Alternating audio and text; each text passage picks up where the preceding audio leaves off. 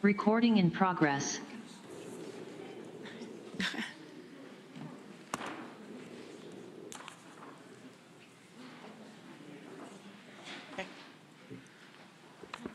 Start. Good afternoon. It is Tuesday, May 2nd, 2023. The time is 5:30, and I would like to open the public hearing for proposed local law number B of 2023, a local law amending Article 27 of the Tompkins County Charter, Office of Workforce Development and the Employment and Training Division. If anyone would like to speak on behalf of this new local law, if you could please step up to the microphone. We'll keep the floor open for about 30 seconds or so, if anyone would like to speak to this local law.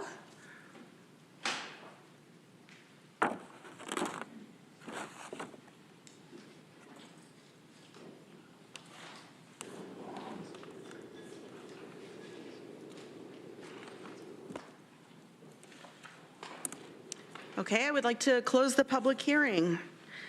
Welcome, everyone. It's nice to see a nice full chambers this evening. If you could please join me for the Pledge of Allegiance. Pledge allegiance to the flag of the United States of America, and to the republic for which it stands, one nation, under God, indivisible, with liberty and justice for all. Thank you. If we could have a roll call of members, please. Rich John. Here. Dan Klein. Here. Ann Corman. Here. Mike Lane. Here. Greg Mezzi. Here. Veronica Pillar. Here. Lee Shurtleff. Here. Mike Sigler. Here. Travis Brooks. Here. Randy Brown. Here. Amanda Champion. Here. Susan Curry. Here. Deborah Dawson. Here. Shauna Black. Here. 14 members present. Thank you.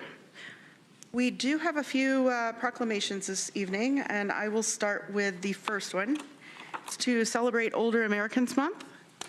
Whereas Tompkins County includes a growing number of older adults who contribute their time, wisdom, and experience to our community, and whereas communities benefit when people of all ages, abilities, and backgrounds have the opportunity to participate and live independently, and whereas Tompkins County recognizes the need to create a community that offers the services and supports older adults may need to make choices about how they age, and whereas Tompkins County can work to build an even better community for older residents by not limiting our thinking about aging, exploring and combating discrimination and stereotypes around aging, inspiring older adults to push past traditional boundaries, and embracing our community's diversity, yet recognizing many marginalized older adults have unique needs due to a lifetime of discrimination and harassment compounded by the normal difficulties of losses of aging, emphasizing the many positive aspects of aging, including recognizing the 50-plus population accounts for the majority of volunteering,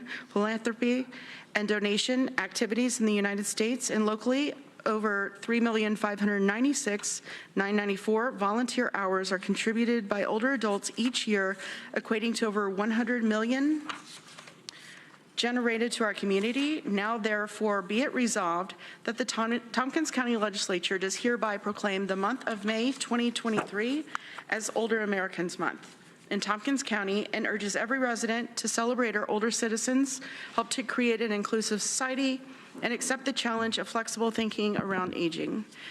In witness whereof, I, Shauna Black, have hereunto set my hand and cause to be affixed the Great Seal of Tompkins County, State of New York, on the second day of May 2023. And I believe we have Lisa Monroe that is here via Zoom to accept the proclamation. Hi, Lisa.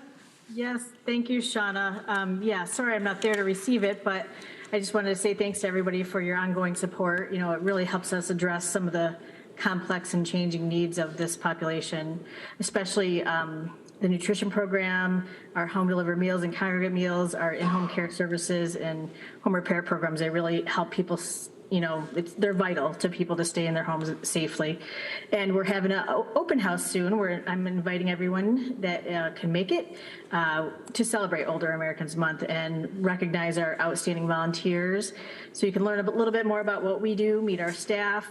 Also, we're going to be having our amazing community partners there that will be tabling at the event too, that help us, really achieve our mission every day. So this will be May 12th, 1 to 4 at the Office for Aging, and we'll be displaying this proclamation proudly. So thanks. Thank you, Lisa, and thank you and all of our staff at the Office of Aging for the work that you do in our community. We appreciate it. Thank you. Next, we have a resolution that our very own Dan Klein has written, and it is in respect to Grateful Dead Day. Dan, would you like to add any more to that? Thanks, Shauna. Just to say that next Monday there's a big event happening in Ithaca, and I have a sense that Ithaca is not really ready for it. There's going to be this word to the wise: don't try to go out to a restaurant that night. Don't drive. It's going to be kind of like a Cornell graduation weekend, but I don't think people quite realize that yet. There's going to be a lot of people in town for this celebration and this concert at Cornell on the anniversary of the famous Grateful Dead concert, May 8th, 1977. And the proclamation is in our 77-page agenda packet, so you can read it there. Thank you. Great. Thanks, Dan. All right, one more thing. The clerks did a great job in, I wish I had my copy handy. They did a tie-dyed version of the proclamation, so thank you, Katrina and the Raves, for doing that. So who gets this proclamation? The world. Dan. We present it to someone somewhere. Where will it live in its tie-dyed glory? Dan Klein's bathroom. Dan's. And thanks to my colleagues for indulging me in this little Thank you, Dan. Little frivolous thing. Next, we have Mike Sigler? Well, I just wanted to mention, too, that, Dan, this may come up later, but since we're talking about this now, that show will be live streamed down at the State Theater. So if you didn't get tickets, you can go down there and watch it, which would be pretty neat. So, right. Is the paper that it was printed on hemp paper? There's so many things that you really left out there, Dan. Yeah, for sure. Yes, I'll do that for next year. All right. Thank you very much. Rich John? I'm sorry to prolong this, but I was a senior in high school. I went to that concert. I had no idea I was part of history, and I didn't play a very big part in it, but it's pretty cool that they're still talking about that concert. So, you and your little bow tie there? Yeah, I was just wearing a bow tie. Suit. And I do, if I may, here is the proclamation and its tie-dyed glory. Very nice. Again, thank you, folks. And next we have a proclamation that I've asked Veronica Pillar to read relating to Asian and Pacific Island American Heritage Month. Thank you, Madam Chair.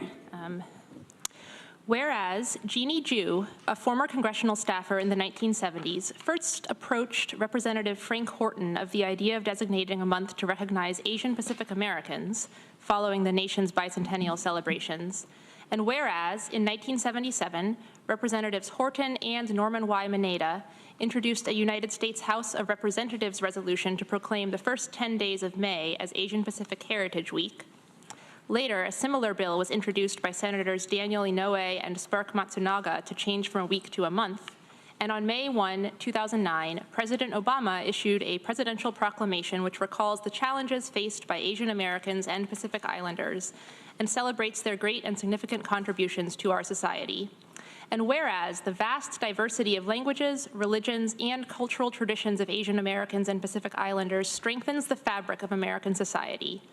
From the arrival of the first Asian American and Pacific Islander immigrants to those who arrive today, as well as those native to the Hawaiian Islands and to our Pacific Island territories, all possess the common purpose of leading a life bound by the ideals of life, liberty, and the pursuit of happiness. And whereas Asian Americans and Pacific Islanders have endured and overcome hardship and heartache. In the earliest years, tens of thousands of gold rush pioneers, coal miners, transcontinental railroad builders, as well as farm and orchard laborers were subject to unjust working conditions, prejudice, and discrimination. Even in the darkness of the Exclusion Act and Japanese internment, Asian Americans and Pacific Islanders have persevered, providing for their families and creating opportunities for their children. And whereas, amidst these struggles, Asian Americans and Pacific Islanders have contributed in great and significant ways to all aspects of society. They have created works of literature and art, thrived as American athletes, and prospered in the world of academia. And whereas Asian Americans and Pacific Islanders have played a vital role in our nation's economic and technological growth by establishing successful enterprises and pushing the limits of science. They are serving in positions of leadership within the government more now than ever before. And along with all of our great servicemen and women, they have defended the United States from threats at home and abroad, serving our nation with valor. And whereas Asian Americans and Pacific Islanders have persevered despite anti-Asian sentiment that has surged throughout the COVID-19 pandemic as a result of racism, misinformation, and xenophobia. And whereas the theme for Asian and Pacific Islander Heritage Month 2023 is Advancing Leaders Through Opportunity, and local and national governments are encouraged to prioritize collaboration, development, diversity, transparency, and inclusion through leadership training of Asian and Pacific Islander people. And whereas Asians and Pacific Islanders make up 17.2% of residents in the city of Ithaca and 10.5% of Tompkins County residents, contributing to the intellectual, academic, literary, cultural, and economic vibrancy and diversity of our community, with art, businesses, shops, restaurants, and festivals celebrating cultures, cuisines, and events from regions across Asia and the Pacific. Now, therefore, she, Shauna Black, chairwoman of the Tompkins County Legislature, does hereby proclaim the month of May 2023 as Asian and Pacific Islander American Heritage Month in Tompkins County, and that together with our entire community, we join in celebration and recognition of the Asian and Pacific Islander American community. In witness whereof, she has hereto set her hand and caused the Great Seal of the County of Tompkins to be affixed this 2nd day of May in the year 2023. Great.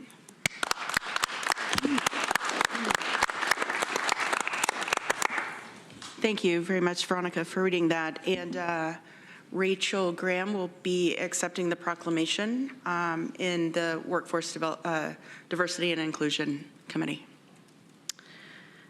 Let's see here. Next on our agenda, I would like to announce that in accord with Article 7, Section 105 of the Public Officers Law, we will have executive session this evening for the following reasons: collective negotiations pursuant to Article 14 of the Civil Service Law, the medical, financial, credit, or employment history of a particular person or corporation, or matters leading to an appointment, employment, promotion, demotion, discipline, suspension, dismissal, or removal of a particular person or corporation, the proposed acquisition, sale, or lease of real property, or the proposed acquisition of securities, or sale or exchange of securities held by such public body, but only when publicity would substantially affect the value thereof.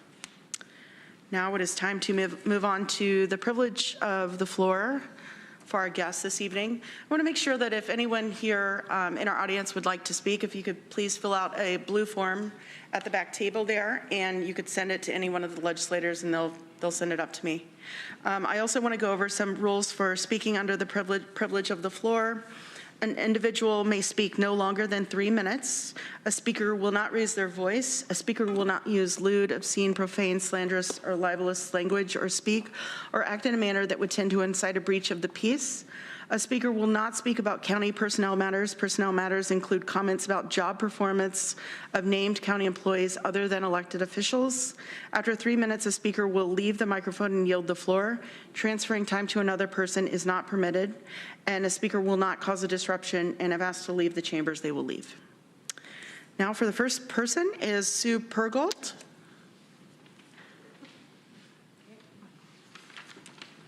Oh, hello, everybody, those who I know and those who I don't yet. My name is Sue Perlgott, and I'm speaking, as it turns out, as an older American. So thank you so much. I'm an older American, I volunteer, and I do lots of things, and I'm about to turn 80. So there you go. I'm also speaking as a co-chair of the board of Cinemapolis. I'm here with my other co-chair, Enid Littman. I'm here with our executive director, Kate Donahue, and our former executive director, Brett Bosser. We're all here. Speaking also as a former chair of the Strategic Tourism Planning Board, a filmmaker, and a supporter of the arts. Cinemapolis is not only a first-run art house and cinema, it's a community institution. We are a certified living wage employer with a dedicated staff and a dedicated working board of directors. We have weathered the pandemic and are in the midst of construction all around us. Despite this, when we hosted a free movie day in March, more than 900 people came to the movies, young and old, people who had never been to Cinemapolis, those coming back to the big screen for the first time in years, and loyal members. It was one of the most exciting days of the year for me so far and for Cinemapolis. We are developing new partnerships and marketing strategies. Cinemapolis also looks forward to new programmatic and financial opportunities that will soon be available when that construction is complete. We are proud to serve the Tompkins County community and the greater region. Even with all this said, we, like other arts organizations, are a vulnerable arts institution.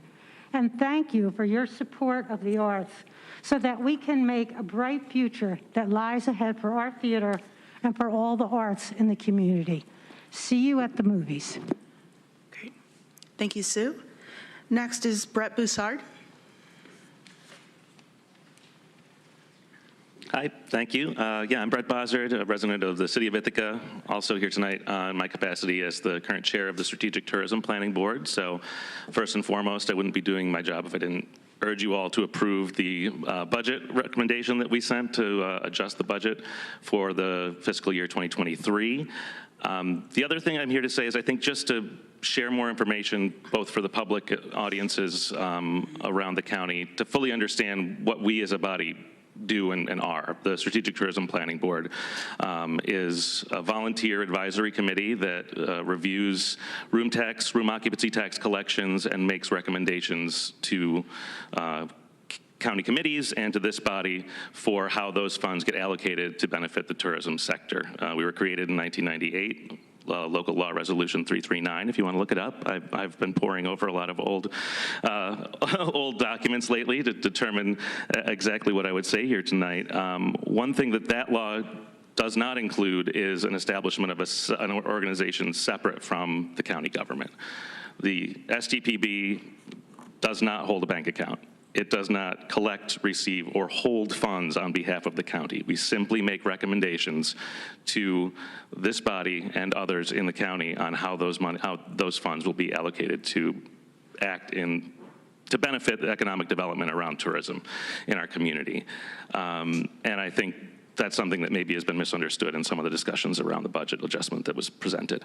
The other specific note that I wanted to make about the funds that are in question, about funds from the general fund that were provided in 2021 in the midst of the pandemic, those funds, as we are not a separate organization from the county, were not received by anybody in the leadership or membership of the Strategic Tourism Planning Board.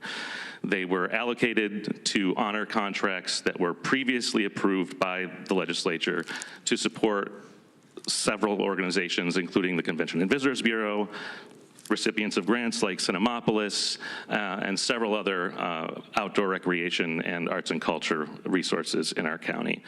The work that we do is all volunteer basis, and it's a very qualified, many more qualified than me on that board, that pore over and make forecasts regarding what the tourism economy will look like each year, and we recommend a budget that goes through approval processes that include committees and this body. I think the public probably needed a little bit of education about that, and I think in the press locally it's been a little bit unclear. So just want to make that clarification, and of course, please urge the legislature to approve the budget adjustment as it was submitted. Thank you. Great, thank you. Next we have Robert Lynch.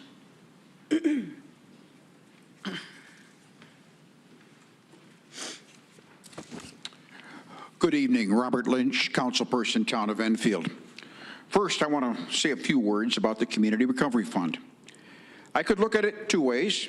Tonight, I'll look at it as a glass half full rather than half empty. Your advisory committee yesterday unanimously recommended that our town of Enfield receive $26,592 to purchase replacement radios for our highway department. Thank you. This will help. I hope you'll endorse your committee's recommendation. It's the one and only grant our town will receive from the Recovery Fund. Up until now, Enfield's gotten nothing.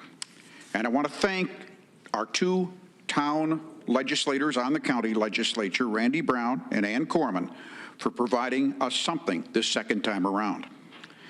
I worked the math. Here's what I found. Enfield contributes 3.2% of Tompkins County's population, yet will receive only 0.44%, less than 1% of the Recovery Fund. Some advisory committee members may say I shouldn't look at funding that way, it's too parochial. Tompkins is one county, they'd say. It's not a confederation of towns. Yet the numbers don't lie. Many in Enfield will always believe they got slighted. It is what it is. Now to my central point. I urge you tonight to add to your agenda and then to support Legislator Randy Brown's resolution to assist the Enfield Community Council, the ECC. ECC's had a tough time lately, including with the Recovery Fund. It qualified as a semifinalist twice for recovery funding, fell below the cutoff each time. ECC wants to add a mental health wing onto its community center. The Recovery Fund money would have financed that. Last Thursday at ECC's board meeting, President Courtney Bailey said, well, we'll put up some blinds in our great room for necessary privacy and see if the counselors will counsel there instead. Yes, improvise. But Randy Brown's measure tonight helps the ECC in a different way. It requests the state legislature enact a workaround to a problem that's costing ECC about $8,000 in property taxes they shouldn't have had to pay, but had to pay anyway, all because some exemption paperwork didn't get filed quite soon enough amidst the flurry of a property closing. Please support this resolution. It will allow the state legislature to consider this legislation before it adjourns. No, the ECC won't get any recovery fund money tonight, but you can help it this other way. The Enfield Community Council does our residents in Enfield a world of good. The pandemic hit ECC hard. Your hand of assistance through your vote tonight will help. Thank you. Thank you. Next is Annika Rowland. Hi, thanks for having me here tonight. I'm going to be speaking about free public transit in Tompkins County. First, I want to start with the fact that Cornell University owns almost half of the property in the city of Ithaca, but they only pay taxes on 3.7% of that property, 3.7%.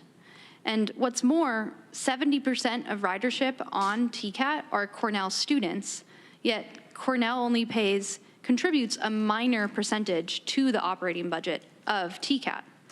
Virtually everywhere one can look, there's a clear indication that Cornell University sits atop a mountain of resources that they are unwilling to share with the city of Ithaca and Tompkins County. The Memorandum of Understanding between Cornell and the city of Ithaca will expire next year, and that is our chance to get from Cornell what we residents of Tompkins County deserve. Pressuring Cornell to pay closer to the $40 million of taxes that they owe the city in property tax would lead to multiple public benefits, from expanded and fare-free transit to safer roads and bikeways to more support for our public school teachers. I urge you to engage in the pilot renegotiation with Cornell University and take back what we residents of Tompkins County deserve. Thank you. Thank you. Next is Jane Glabman, maybe? Sorry. Oh, Glaubman, it's a hard one. Thank you. Okay, thank you. Yes, I am also going to speak about the campaign that we call Free Cat. I've spoken to this body about it before. This is going to be a long campaign. I moved to Ithaca a little over 10 years ago, and I came to do a PhD at Cornell, and I did a PhD, and then I got stuck here after the pandemic, and with my PhD that isn't really that valuable. And And I have learned a lot of things about our community in that time. And one of them is that, I moved here from New York City, and which is where I lived most of my adult life. Ithaca is the second most unequal city in New York State after New York City, which is one of the most unequal cities in the world.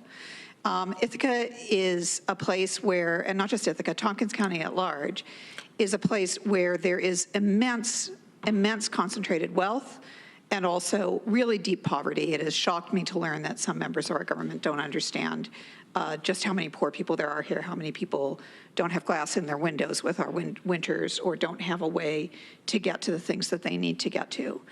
I worked closely with drivers for TCAT over the last year as we've been organizing this campaign. I got to know some of them pretty well. And I was really appalled at their working conditions and the pressures they're under and the low pay that they receive for the services they provide. And so it was no surprise to me that during the pandemic, TCAT lost almost half of their drivers.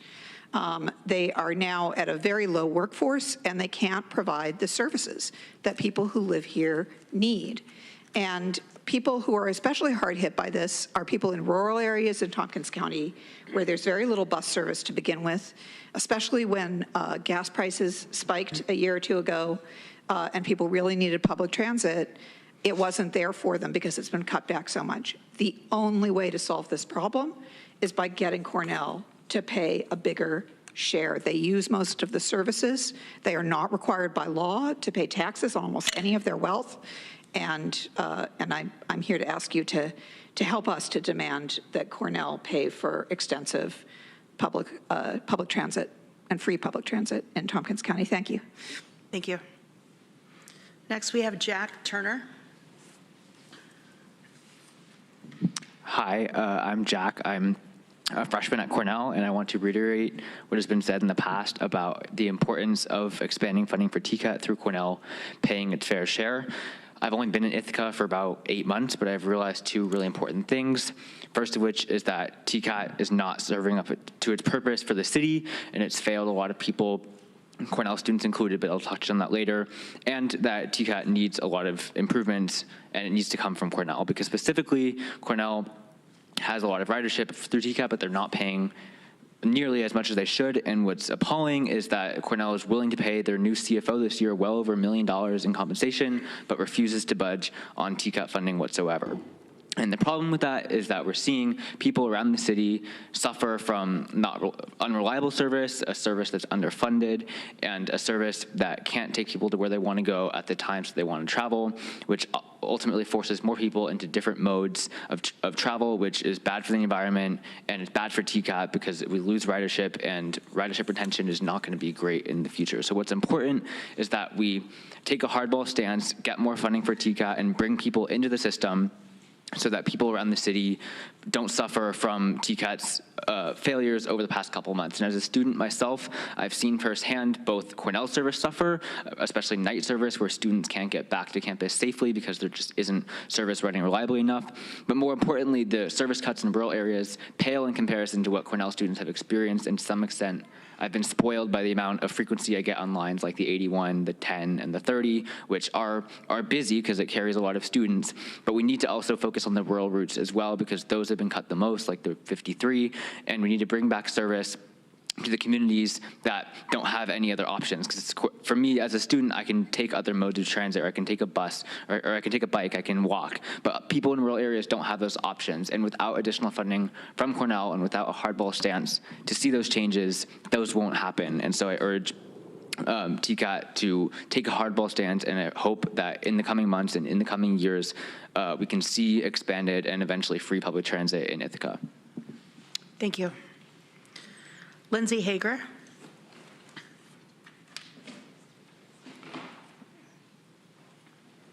Hi, my name is Lindsay. Full disclosure, I don't live in Ithaca, but I do work in Ithaca.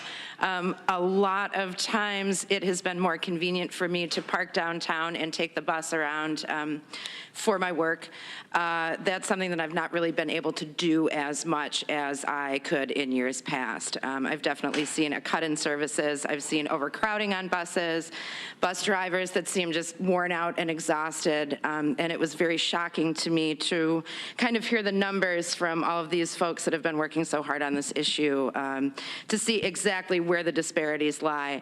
I'm not a person who has the answers by any stretch, but I think everybody kind of working together and figuring out a way that's more fair as far as getting Cornell to pay a little bit more of a share in that, and see it not necessarily be a cost that transfers to the students, many of whom also don't exactly have, you know, a lot of extra money to take care of their transportation needs. So I hope that everyone takes a moment to kind of listen to all the hard work and all of the research and all of the numbers and all that sort of stuff that all of these people have done, and, you know, everybody kind of work together to come up with a solution that works for everyone in town. Students, locals, whatever, doesn't matter. It makes sense with the traffic and everything else that goes on around town, that people can hop on a bus and get where they need to go on time. Thank you. Next is Katie Sims.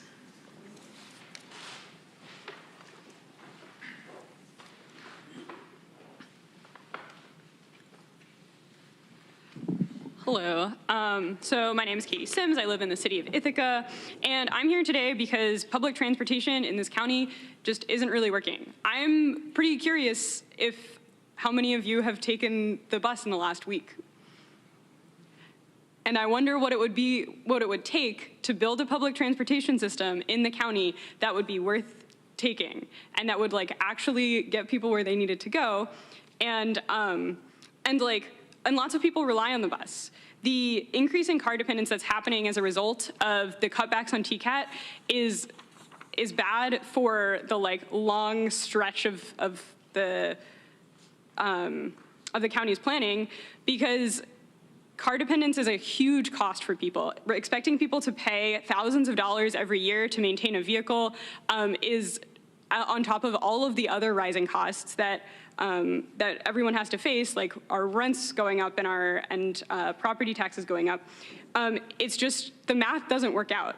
And the more that we increase car dependence now, and the more that the buses fail now and people lose their jobs because they can't get to work, these like long-term economic consequences and the health consequences just like roll out years in advance. And so this is not just like a, you know, planning goal. It's not like a strategic goal. It's not a long-term goal. It's something that really needs to happen with real urgency. And the county shouldn't be subsidizing Cornell's transportation system. Cornell got rid of its bus system because it knew that it could rely on TCAT. It's planned its entire campus around having a working bus system. That's why the parking lots are at the edge, and there's buses that like run around the campus and take people from the parking lots to central campus. And the city and the county shouldn't be paying Cornell's costs on that. Those costs should be borne by Cornell, and if there are gonna be service cuts on TCAT, the city and the county should work together to make sure that the first services that are cut are the ones that Cornell is not paying for. And the services that are kept up, that are paid for by the county, are the ones that serve rural routes, that serve commercial routes, that get people who aren't being paid by far the wealthiest corporation in our county to their jobs, to see their families, to see their friends. It really has been it's really been sad to see how much worse the service has gotten over the past couple of years, because when I moved to Ithaca, I was like really impressed by how far I could go on the TCAT. I could like take the TCAT out to Newfield and go on a really long bike ride and then come back into town. And I don't feel like I can rely on the buses to do that anymore. And yeah, I mean, that's a recreational purpose and so on. But so I just wanted to ask the county to use its position on the TCAT board to really advocate for that the county funding and the funding that the county brings in through all the state and federal grants, because that, like, without the county, the TCAT doesn't run. The county provides the vast majority of TCAT funding.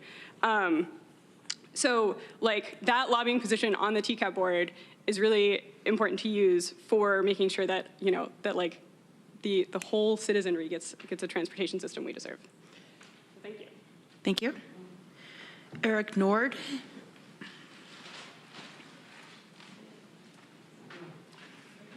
Hi, my name is Eric Nord. I'm a resident of Ithaca, and I'm here to speak on behalf of the Free Cat campaign. Let me see if I can get this up a little bit higher here. As a supporter of the Free Cat campaign, I believe the biggest challenge we face is, is the fact that Ithaca is a company town. And by extension, the county might also be thought of as a company county. Cornell's internal operations have a vastly bigger influence on this county than local government. As county legislators, you have been elected to represent the public interest. Your job is to serve the public and regulate private institutions. I'm here today to remind you that the Free Cat campaign is a rare opportunity to stand up to a domineering private interest and provide a critical resource to the community. We know that driving a hard bargain with Cornell is the last thing you want to do. It's obvious that you let them push you around when it comes to the TCAT budget. Our ask is simple. A fair, free bus system would be a huge benefit to the community, to the environment, and to Cornell itself. And Cornell can easily afford to pay for it. No one is questioning the benefits of public transit. This is about private power. I don't kid myself and pretend that a rational argument backed with evidence and facts will influence this governing body. Let's keep it real. Your primary job is to keep the peace between local citizens and Cornell. Until locals are angry enough to hit the streets and hold you accountable, most of you won't stick your neck out. You need others to share that burden with you. I understand how you feel. I'm here to share that burden with you. Students and local workers are here. DSA is here. Cornell progressives are here. We represent the conscience of this community. While others look out for themselves, we look out for others. We are here to let the community know that we see what you and Cornell are doing. We see local government protecting Cornell. We see Cornell stealing nickels and dimes from local workers and families. I'm here to remind you that you do have another way to live and have some self-respect. We have seen other cities and counties stand up to private interests, and rest assured the community sure isn't going to be upset if TCAT goes fare-free. I don't know who among you actually has a choice in this matter of Free Cat. Maybe you lack the courage, strength, or vision to support Free Cat. If that is the case, what I ask is that you at least not stand in the way of our campaign. When your colleagues push back and say it's not possible, please remind them that bigger battles with longer odds have been fought and won. Remind them that powerful interests dominate us because we let them. Thank you. I yield to the floor. Thank you. Next is Luke.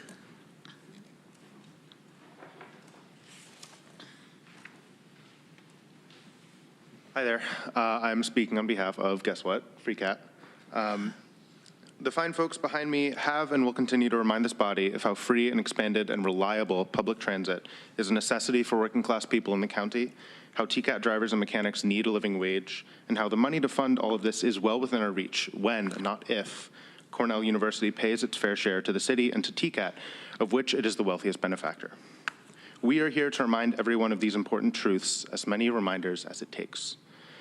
So, I would like to talk about a bigger picture of New York and of the country. Public transit is about freedom to move as we will, and to not be beholden to auto and insurance companies who have had a chokehold on the people for decades. It is about the climate and clean air for which Ithacans are such staunch fighters, and we and those who represent us must fight with all of the effort and intent as we possibly can. Transportation is the greatest contributor to greenhouse gas emissions in the country, and that is strictly because public transit is woefully inadequate in so many parts of the country. Enough parking lots, enough car exhaust. From a young person who will inherit the earth, our future depends on expanding public transit everywhere, at the very least here. As many reminders as it takes. Thank you. Thank you. Next is Sabrina Letty.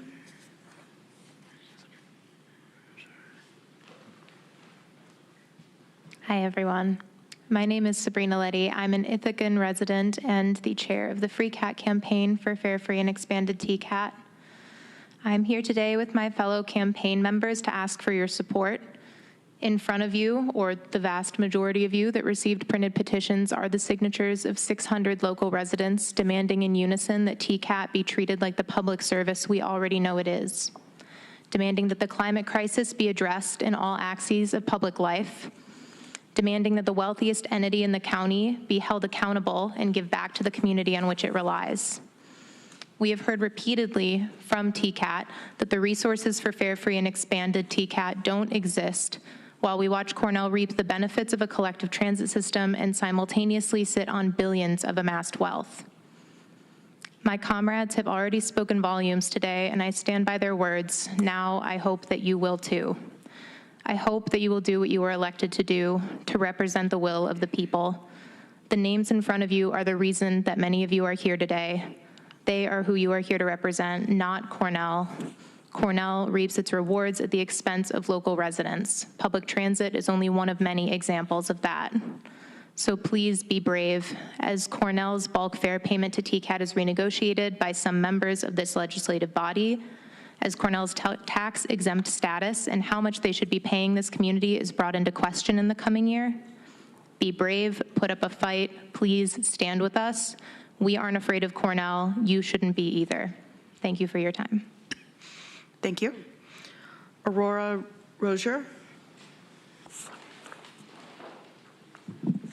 Hi, thanks. It's Roger, but that's also a hard one. So I wanna do two things. My name is Aurora, and I'm a teacher at LACS here in Ithaca, and I want to speak first to an issue that is facing, I think, all educators, all parents, which is climate anxiety. Our students, our children, and probably many of us as well, are facing, well, all of us are facing catastrophe, right? We're facing climate catastrophe. It's not in the future, it's already here. And the impact that it's having emotionally and mentally and physically on our students, on our children, I think people who don't spend time with kids might not understand. It's like, it is an absolute crisis. And I think as an adult in this community, it's very hard to look a child in the face and say like, well, compost, right? This is not about individual solutions. This is a systemic problem, and we need systemic solutions. And I think that we are in such a unique place as a county, having a gigantic organization with so much wealth, like unthinkable wealth, that we can tap to address this issue, and we can set the example for our children. I also just want to read the petition that you have in front of you, because we worked really hard on it, and we worked really hard gathering signatures, so I'm just going to read it out loud just so you don't have to read it. Here we go.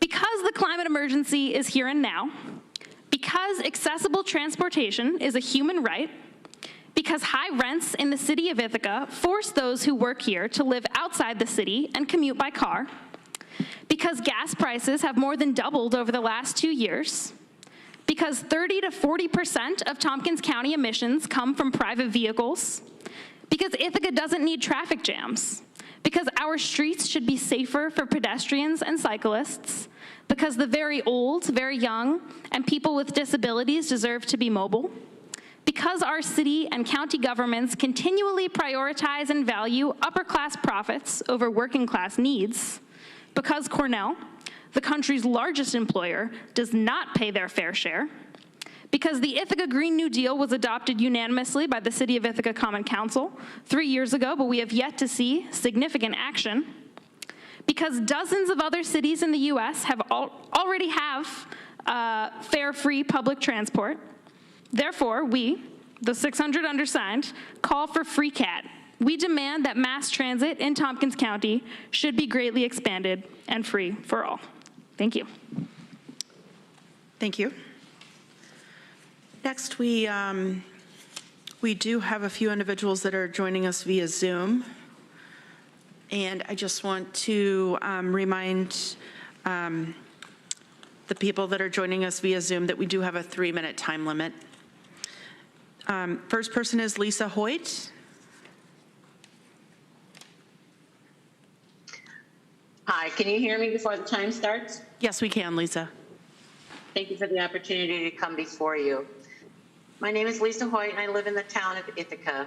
I live in Ellis Hollow Senior Apartments next to East Hill Plaza. Due to acquired disabilities and my living on Social Security disability, I was eligible for low-income housing through subsidies through HUD and Section 8 vouchers. This allows us to have affordable rent in high-rent areas.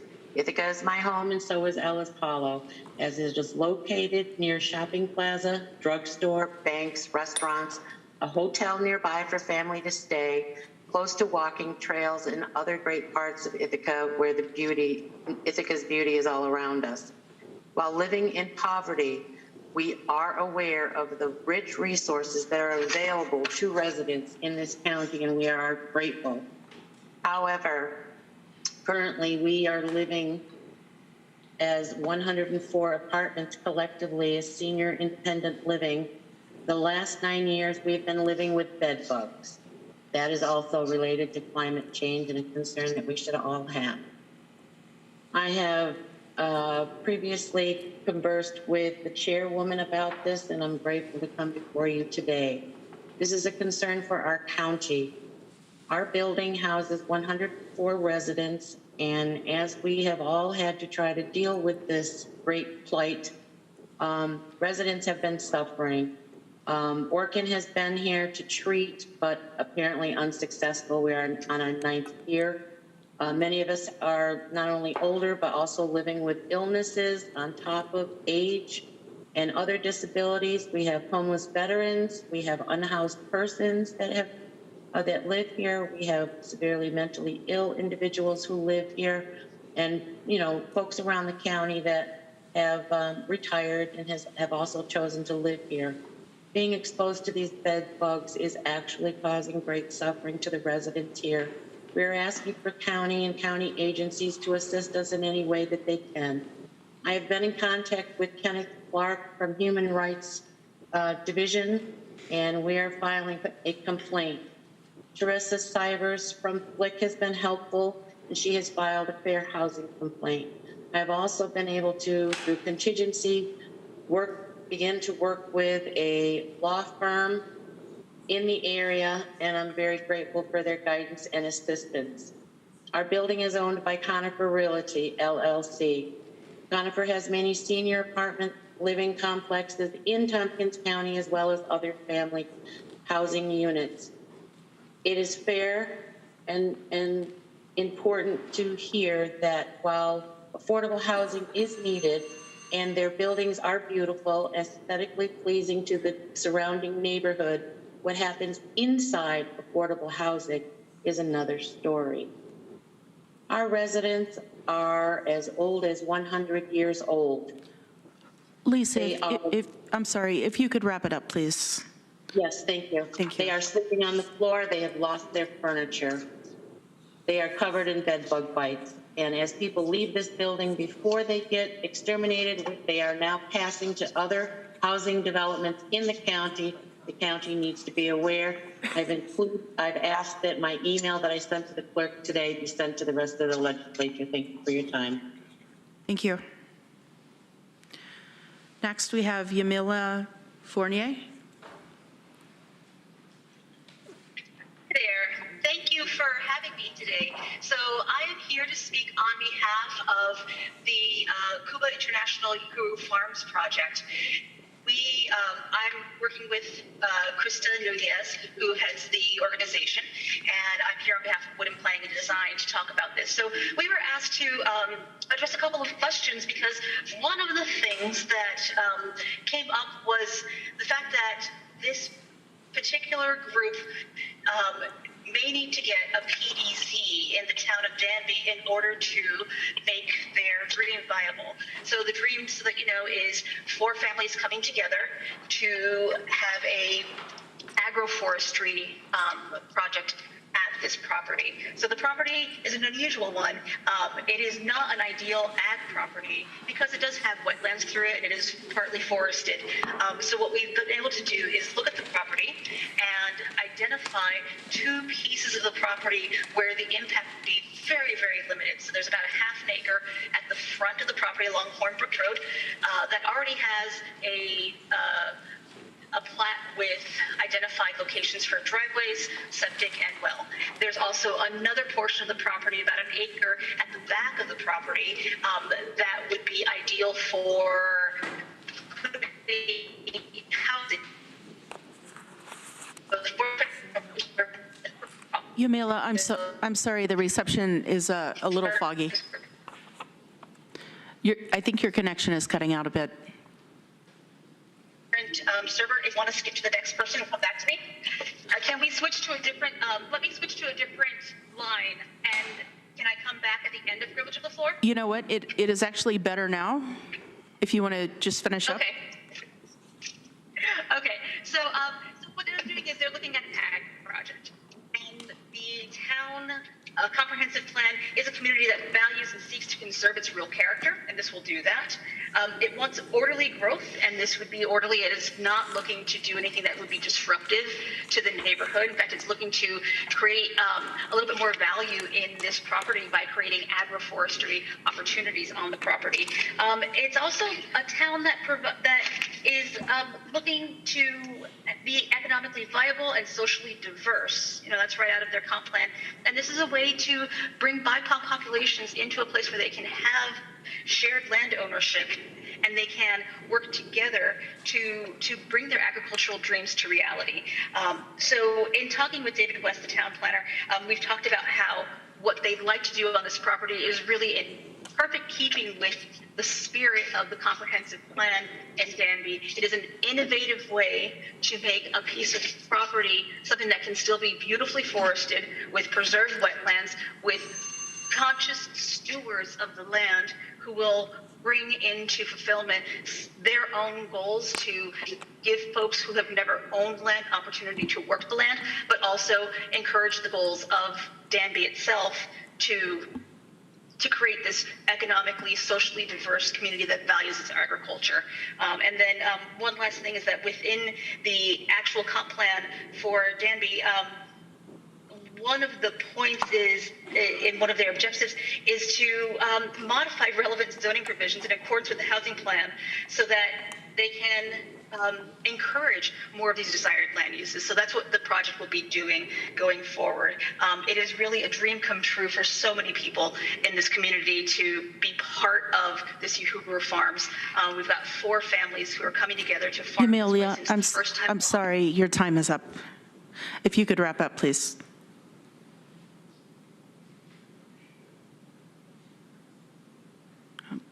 We have one more. Okay. On here as well, Graham Savio.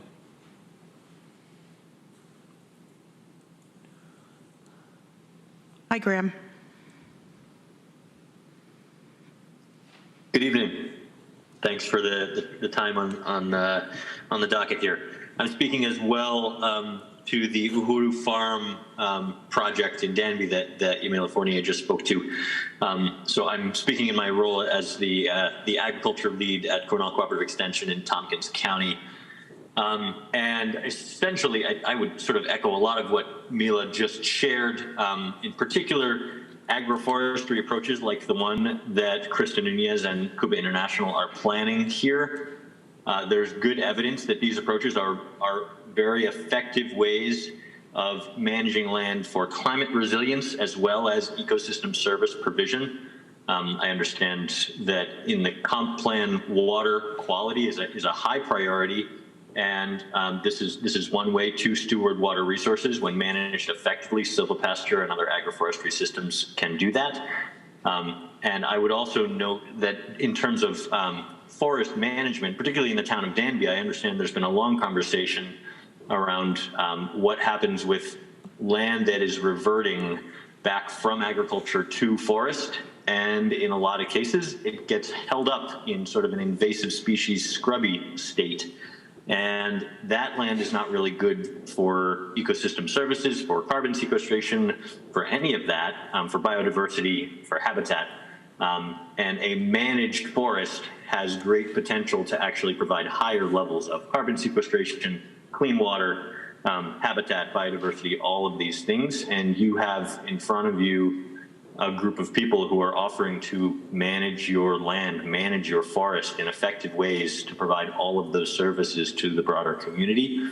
And I would encourage you to take that opportunity to support them to do that. Thank you. Great, thank you. Next in our agenda, it has been asked that we move up a resolution G. However, I believe George is here. George? Yeah, he's here. Oh, hey, George. Would you like to give your report and then we'll move to resolution G? You weren't trying to hide from us, are you? You weren't trying to hide from us, are you? You weren't trying to hide in the corner from us, are you?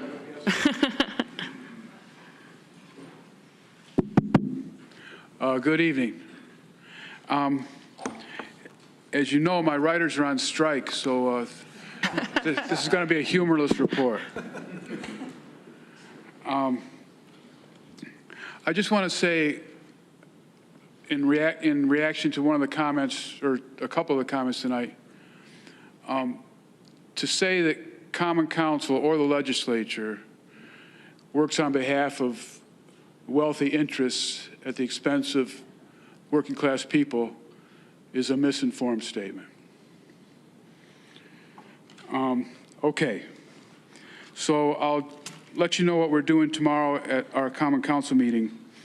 We're going to vote to release funds from the restricted contingency to address homelessness. This is the $100,000 we set aside in the 2023 budget.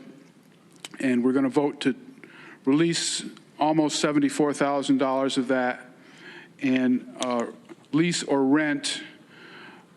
The majority of the money will be used to lease or rent a 2-station portable toilet and shower trailer that we will place in the southwest on city property.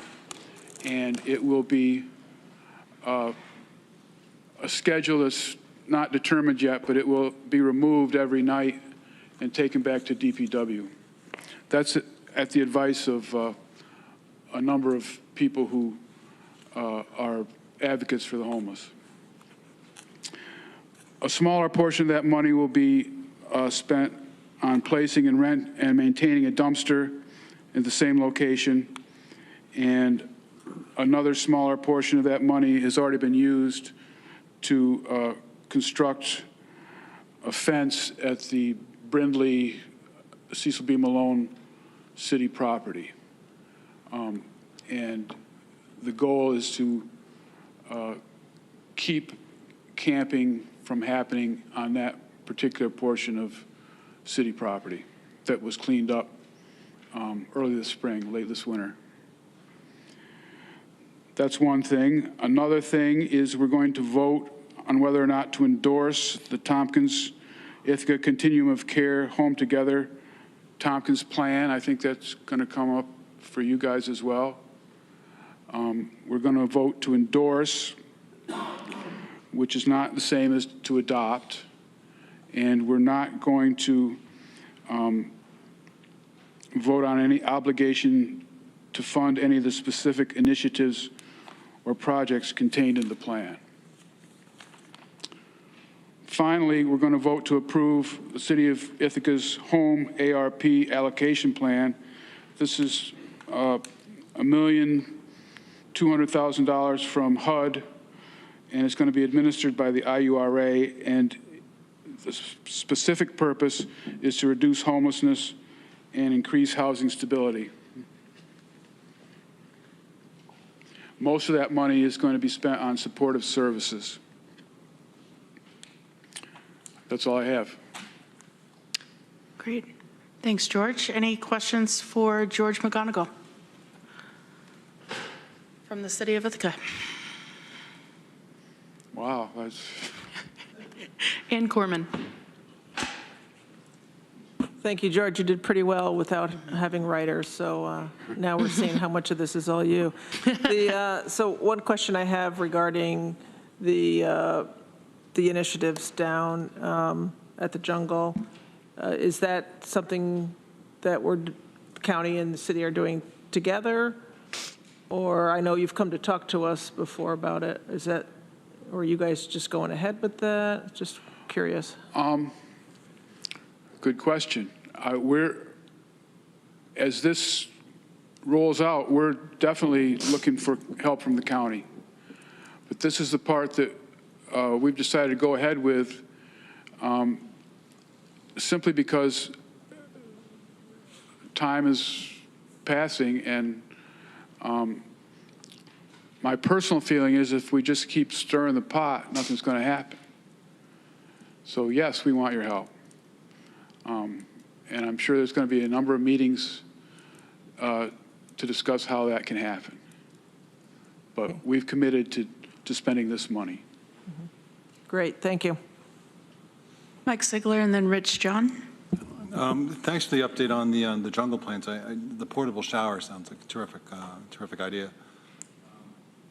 Hate to ask you about this, actually. Acting Chief Jolie resigning. I mean, what's the plan now? I know that's a tough, big question. So you're prepared for it. A few weeks back, it was decided that there would be a national search for a police chief. There's a person's been hired to help us conduct that search. Candidates have not come forward yet.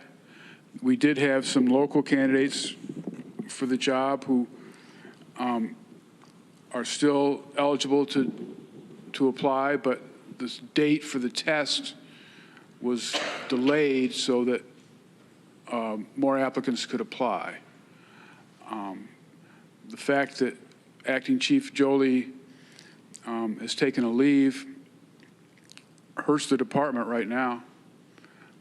We're extremely understaffed, and morale is low. So it doesn't really change the long-term search for a chief, but it doesn't help in the short term.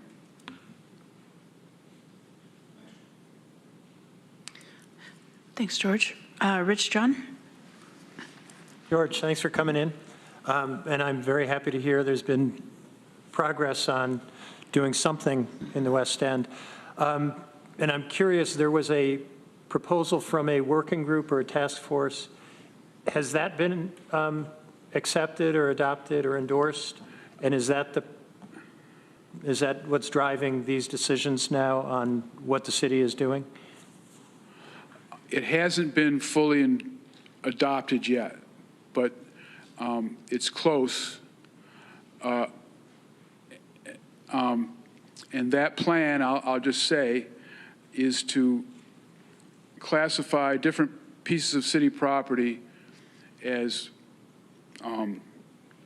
open for people to camp, areas where people should not be camping, and other pieces of property that camping will be allowed unless there's some kind of serious problem that presents itself. So basically 3 classifications. The bad fire that happened last week was on railroad property. It was not on city property. So that's a whole different can of worms that is yet to be dealt with. And I just follow up that, as you know, the county also put money into its contingency account to do something. And it does seem like it's time that there are those conversations between the city and the county to see where the county could help the city move forward here. So this is certainly time for us to start talking, I think. I definitely do not disagree. Okay. Thank you, George. Any other questions or comments for George? Okay. Thank you, George, for coming tonight. We appreciate it. Thank you very much. Okay, next. Why don't we move forward with Resolution G? There were some individuals that were not going to be able to attend this afternoon, so we wanted to move that up in our agenda. Dan Klein, would you like to bring this forward? Thank you. So let me start by just summarizing what happened in the last month very briefly, is that we had approximately $510,000 to redistribute due to another application that did not go through. So this into the Community Recovery Fund applicants. We underwent a process where each legislator was allowed to recommend one other application to be added into the eligible pile, and I believe 10 of the legislators did that.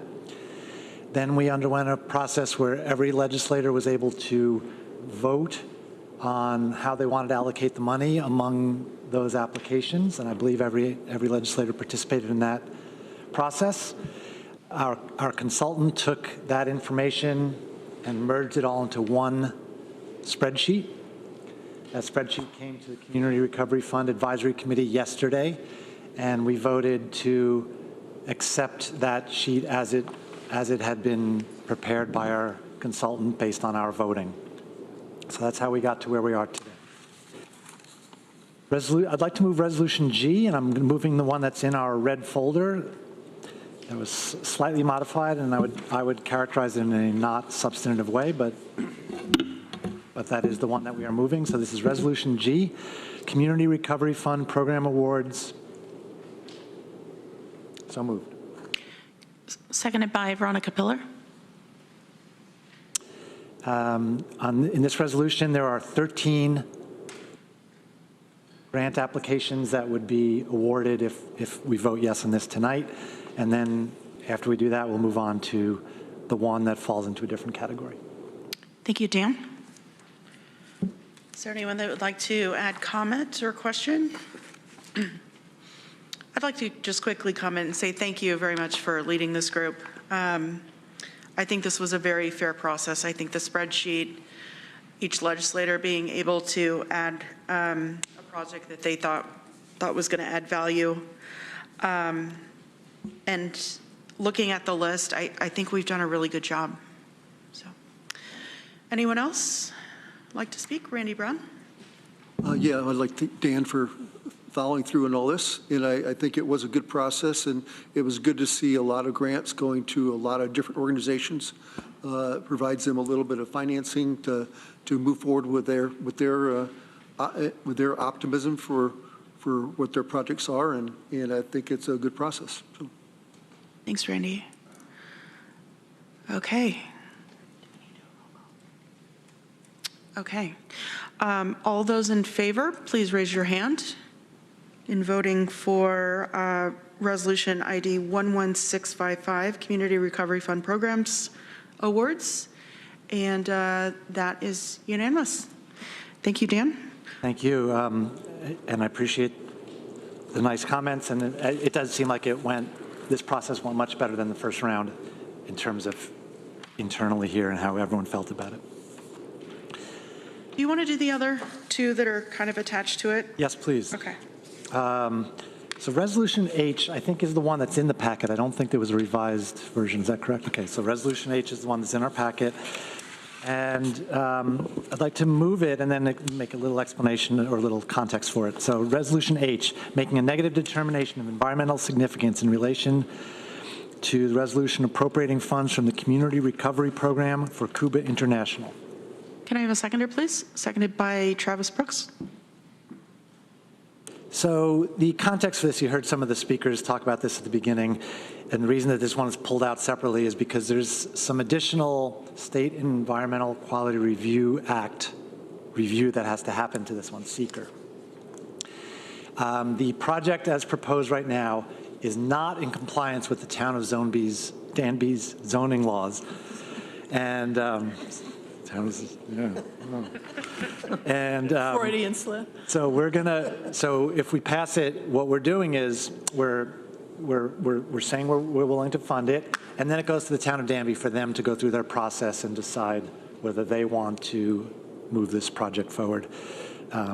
We can't override the town of Danby's zoning. And I just want to read the one resolved out loud, just that I think explains everything pretty well. And the one resolved is, Uhuru Creek Farm, as proposed, has the potential to be in conflict with the town of Danby zoning regulations, and that this potential impact would be adequately mitigated by the applicant pursuing and receiving from the town of Danby the creation of a planned development district, other zoning amendment, or any required variances by the appropriate authorities in the town of Danby. Thank you, Dan. Any questions or comments on the resolution? Lee Shurtleff? Deja vu. It is a parallel all situation. over again. Yeah. As the representative of that district, not to put you in the spot, but do you see a good cooperative effort moving forward on that? Or are we possibly back to the table? It is hard for me to predict. The legislature received comments from 2 individual Danby Town Board members. They were supportive of the idea of the project in principle, but concerned that it would violate the zoning laws. So the actual town board has not taken a position on this yet, and I really couldn't predict what's going to happen over there. But I am comfortable. I'm going to vote yes. I'm comfortable sending it to them to let them decide, because that, like I said before, they are the only ones that can decide. Thank you, Dan. You're welcome. Any other questions or comments? Okay. All those in favor for Resolution H, ID 11647, please raise your hand. And that is unanimous. Thank you all. And then on to Resolution I, which is the one in your red packet, as it was amended at the committee meeting. Again, I would not call it substantive. It was just a little clarifying comment. So I would like to move Resolution I, appropriating funds from the Community Recovery Program for Cuba International Uhuru Creek Farm. Can I have a seconder, please? Seconded by Veronica Pillar. And really, this is just appropriating the money that we just said, that we just did the seeker resolution for. Okay. Any questions or comments? Randy Brown? Yeah, we talked in committee that applicants had to have their contracts done by a certain date. Are they going to be in the same boat, or are we giving them more time? That is a very good question, Randy. I think the answer has to be we have to give them more time. There's no contract that can be drawn up at this time. I agree with that. Yeah, no, that's a good question. And in that, just to follow up, in those timelines that we set, they weren't hard timelines. They were flexible, that we could look at the situation, the circumstances of a particular situation, and make a judgment. So that's a very good point. Rich John? Yeah, I'm ambivalent on this one. I like the project, but it does have that deja vu aspect to it. And as some of you might recall, I voted against the Second Wind project, which I supported as well, because I was very uncomfortable that we were doing something that was directly opposed by the local municipality. You know, and here it does seem like there's storm clouds on the horizon, that we have 2 of, I believe it's 5 town board members saying this just doesn't fit at all. You know, and I'm uncomfortable that we're putting them in the position they have to say no to the project, and they're feeling the weight of the county saying, you know, come on. I will support the resolution, but I do want to include the message to the town board that that is their decision, and they're supposed to take their zoning seriously. And it is a little different from Second Wind in that they've noted all the concerns, but they haven't been quite as vocal in opposition as in Newfield. And perhaps there is a way through the zoning where this can become conforming. So I will vote in favor, but I do so with a little trepidation for stepping on the toes of the town. Thanks. Veronica Pillar and then Deb Dawson. Yeah, thank you. So I was also concerned about this issue and felt the deja vu thing. And I talked briefly with Krista Nunez earlier today, who's working on this project, and I think this echoes what some of the public commenters said, but she said the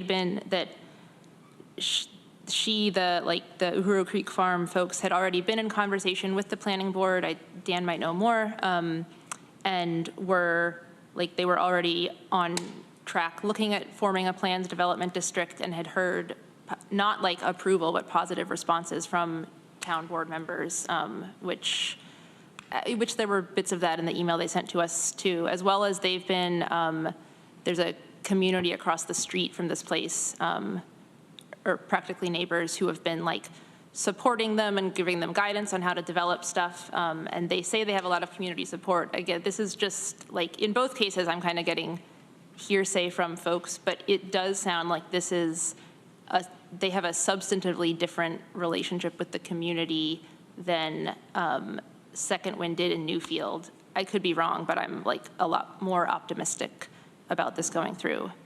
And also I'm glad we're supporting them, but this amount of money is a small fraction of their whole project. And so I think with or without the county funds, they're gonna be going through this process anyway with the board and zoning and all.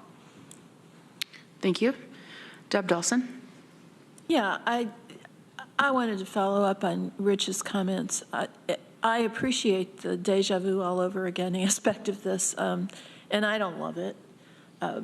But I've been a strong proponent of the notion of comity, that the county needs to respect the home rule rights of our constituent municipalities. And I don't think that by voting for this, we're telling the town of Danby how they should come down on this.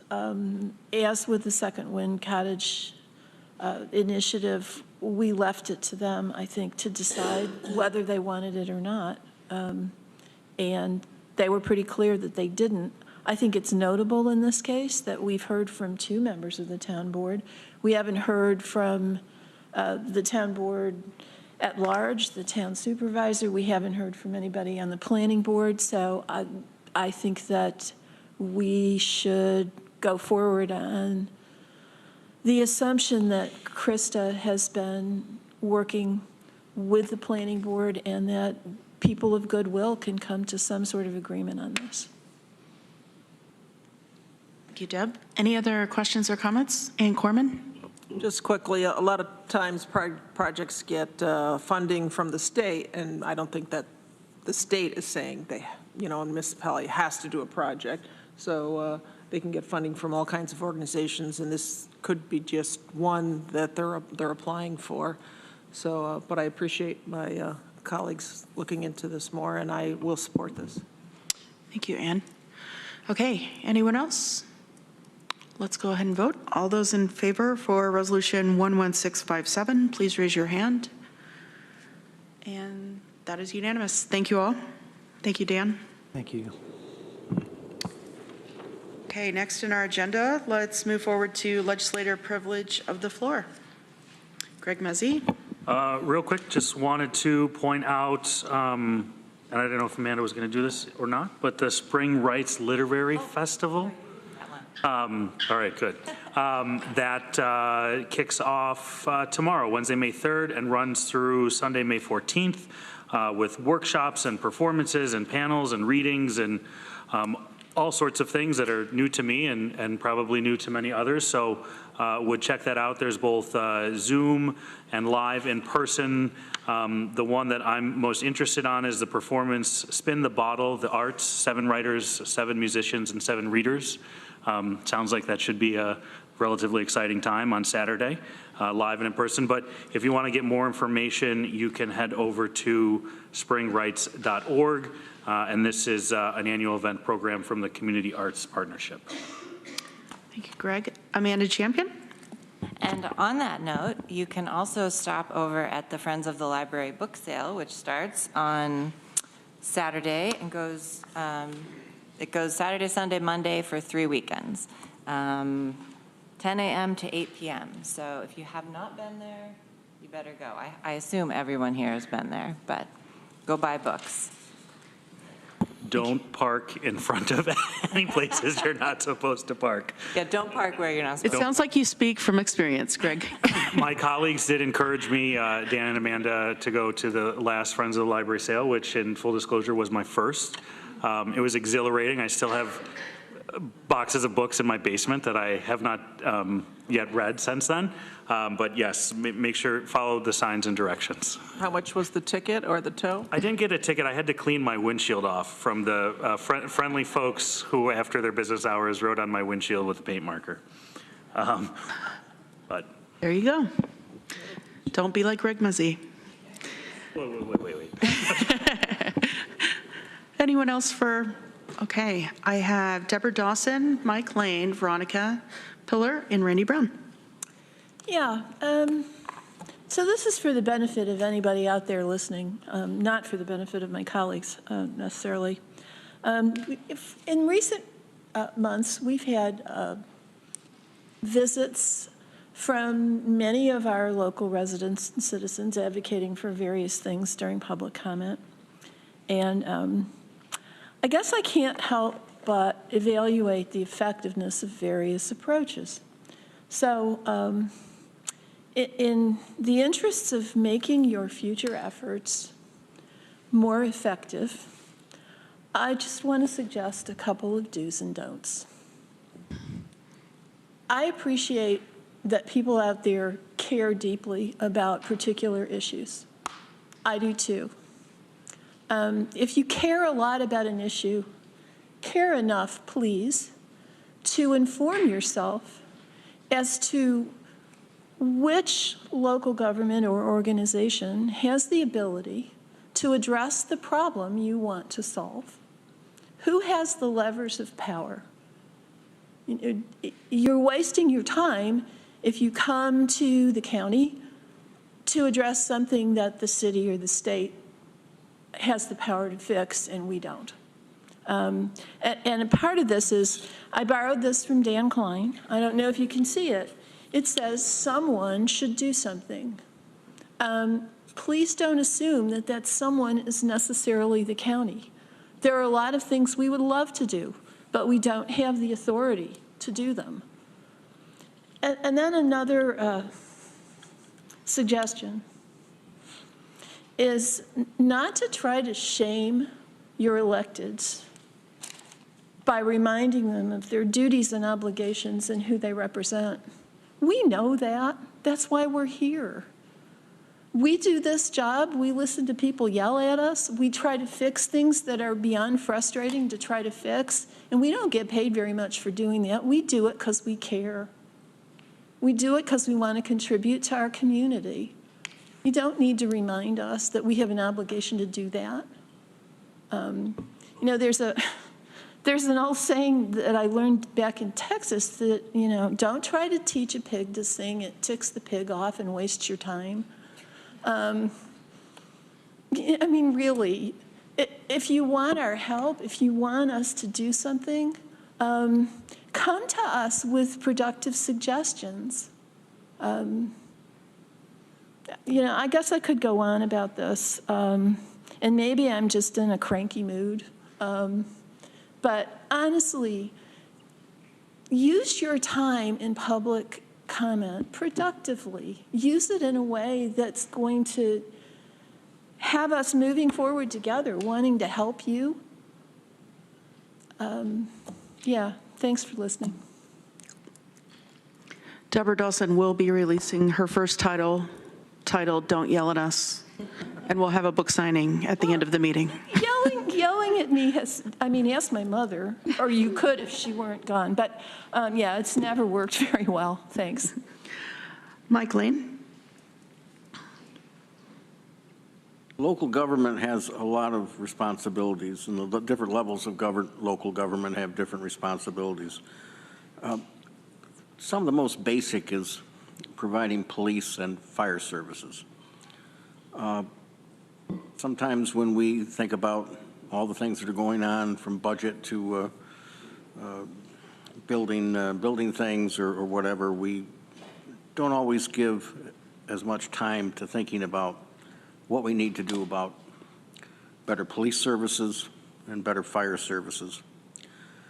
This came to me very strongly in the last couple of weeks. We had a couple of tragedies in Tompkins County.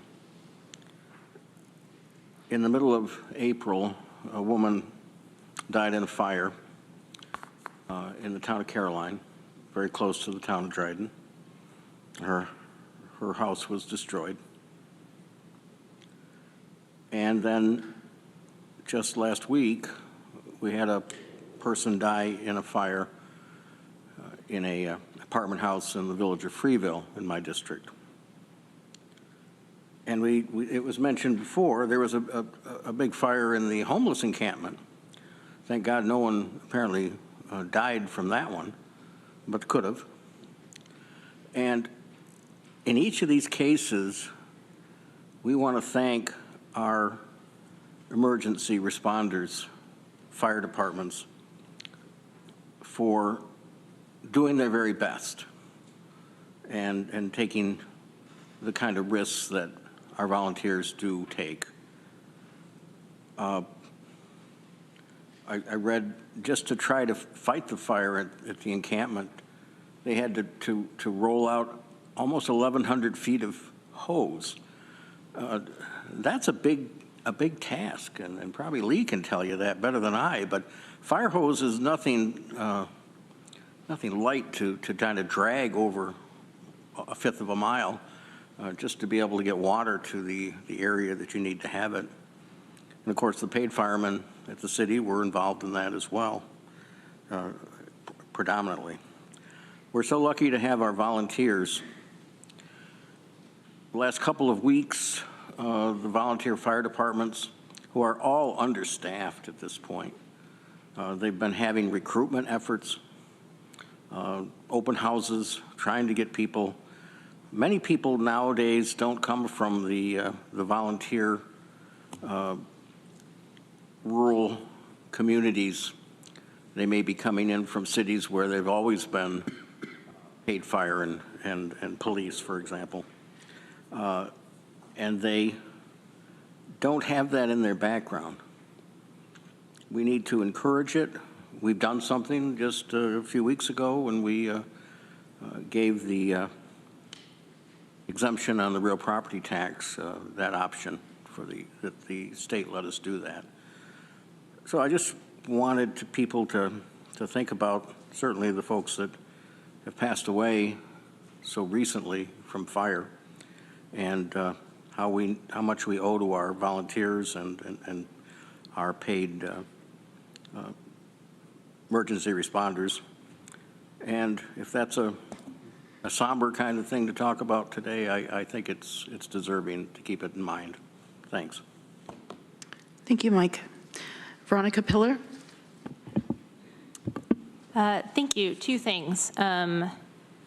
Easier one first, maybe. May is a lot of months, as we'd heard. It's also Mental Health Awareness Month. So I wanted to flag that and briefly say maybe three things about mental health. One, having mental health issues is normal, just like having physical health issues is. Obviously, one, you'd like to manage them or treat them as you can, but I think there's still stigma around talking about it, and that is worth breaking down. Second, that mental health doesn't exist in a silo, but we've got meds and therapists and things, but also people's mental health is highly affected by other things like physical health, like housing security, like food, having the financial resources available that you need to get the basic necessities of life. So I think I hear this from my colleagues for sure, and I'd like to encourage, not anyone listening anywhere to keep that in mind, when thinking about mental health, what else is related to it? And when thinking about other things, are these related to mental health? I think our new whole health department, merging two sides of health, is a good sign of going in that direction. And final thing is that every instance of every mental health issue is different, but a frequent thing is that healing happens in community. So I want to shout out places like the peer advocates at the Mental Health Association, again, just talking with loved ones, and even the importance of physical spaces that allow people to come together. I've just reminded myself, this came up this week. We had some of us sat in on a couple listening groups with people who'd been formerly incarcerated in our county jail and other places as part of the task force working on a redesign, and the way that the physical spaces did or did not encourage the people living there to interact with each other and talk and do even as much as self-directed healing circles it sounded really important. Anyway, on this note, two events I want to plug as well, and thanks to Kate Shanks-Booth, our Director of Youth Services, for the heads up on both. There is a documentary called Anxious Nation that is premiering on the internet live streaming tomorrow at 7 p.m. And it's probably not going to be fun, but it's about the anxiety and mental health crisis in kids in particular these days. I know that's a topic of interest for many of us, so if you Google it, it'll come up. Apparently, if you sign up, you can watch it for a week. So I'll be doing that. And then on Saturday, May 13th, in Stewart Park, the Pearl of the County, trying to get that going, from 10 a.m. to 3 p.m. in Stewart Park, there is an event called Better Together, which is going to be mental health focused, but like a festival with totally free with music, food, activities, information, nature walks. And I hope you all can stop by. Okay, so that's that. Second thing, I want to reply to Deborah, maybe. Well, both that and also like thank the FreeCat folks for coming and speaking up of the importance of public transit as infrastructure that should be made more accessible and absolutely should be funded by our company, town company, more than it currently is. But I guess I question that showing up here doesn't help, even though, like, yeah, it's true, we, the county legislature, cannot unilaterally decide what funding TCAT gets. But people coming here has got us talking about it. That helps. News media covered, I know they covered the rally beforehand.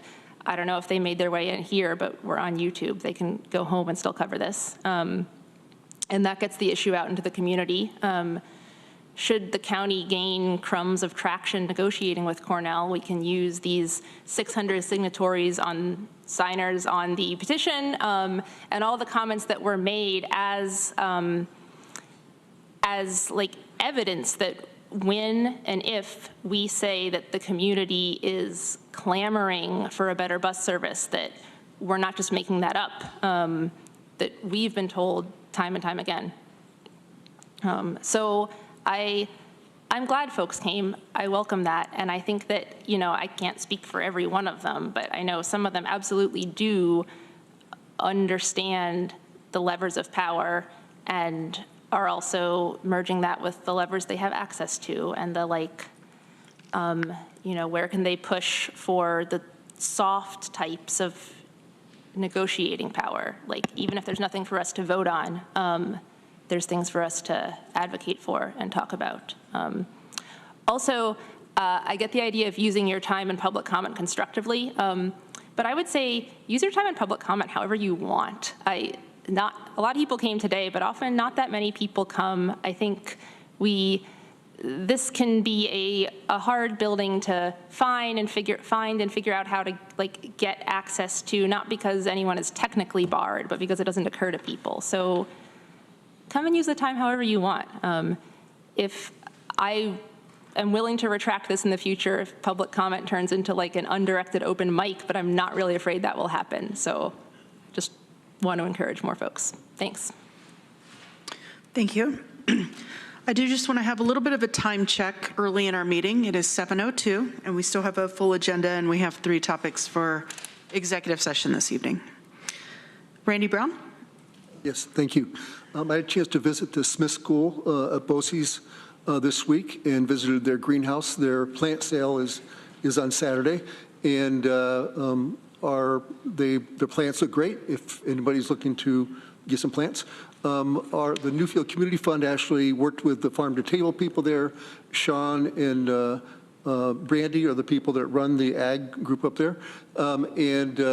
They put together some salsa plant kits. So all the vegetables that you need to make salsa, tomatoes, basil, peppers, those kinds of things. And they're going to be distributed around the county through various youth programming things. I think Danby, Groton, Newfield, Enfield, and Dryden, and in the city as well.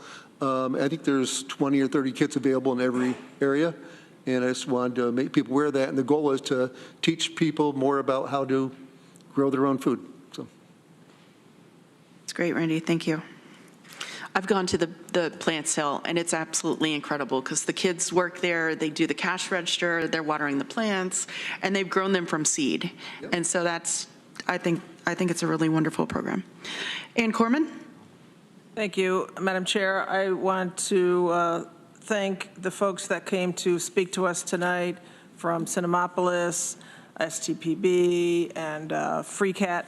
And I also want to second what my colleague Veronica Pillar said, and that welcoming folks to come and speak to us in an, if we want to call it rawness. Some people are very well informed. We have various levels of knowledge that people come to us with, and I'm speaking as someone who has been there and continues to be there as an activist. And for me, I'm sure it's for other people, it's very anxiety producing to come and speak in public. And I'm really glad we learn a lot about what's going on in the community and what people need. I'm not a bus driver. I've tried to ride the bus a few times. It's not convenient at all for me to get here from Trumansburg. I've tried a couple times, and it's even worse right now. So I appreciate people coming and talking to us and keeping us informed. And I just want to say that folks are welcome here. Please come often and tell us what is on your mind. Thank you. Thank you, Ann. Rich John. Thank you.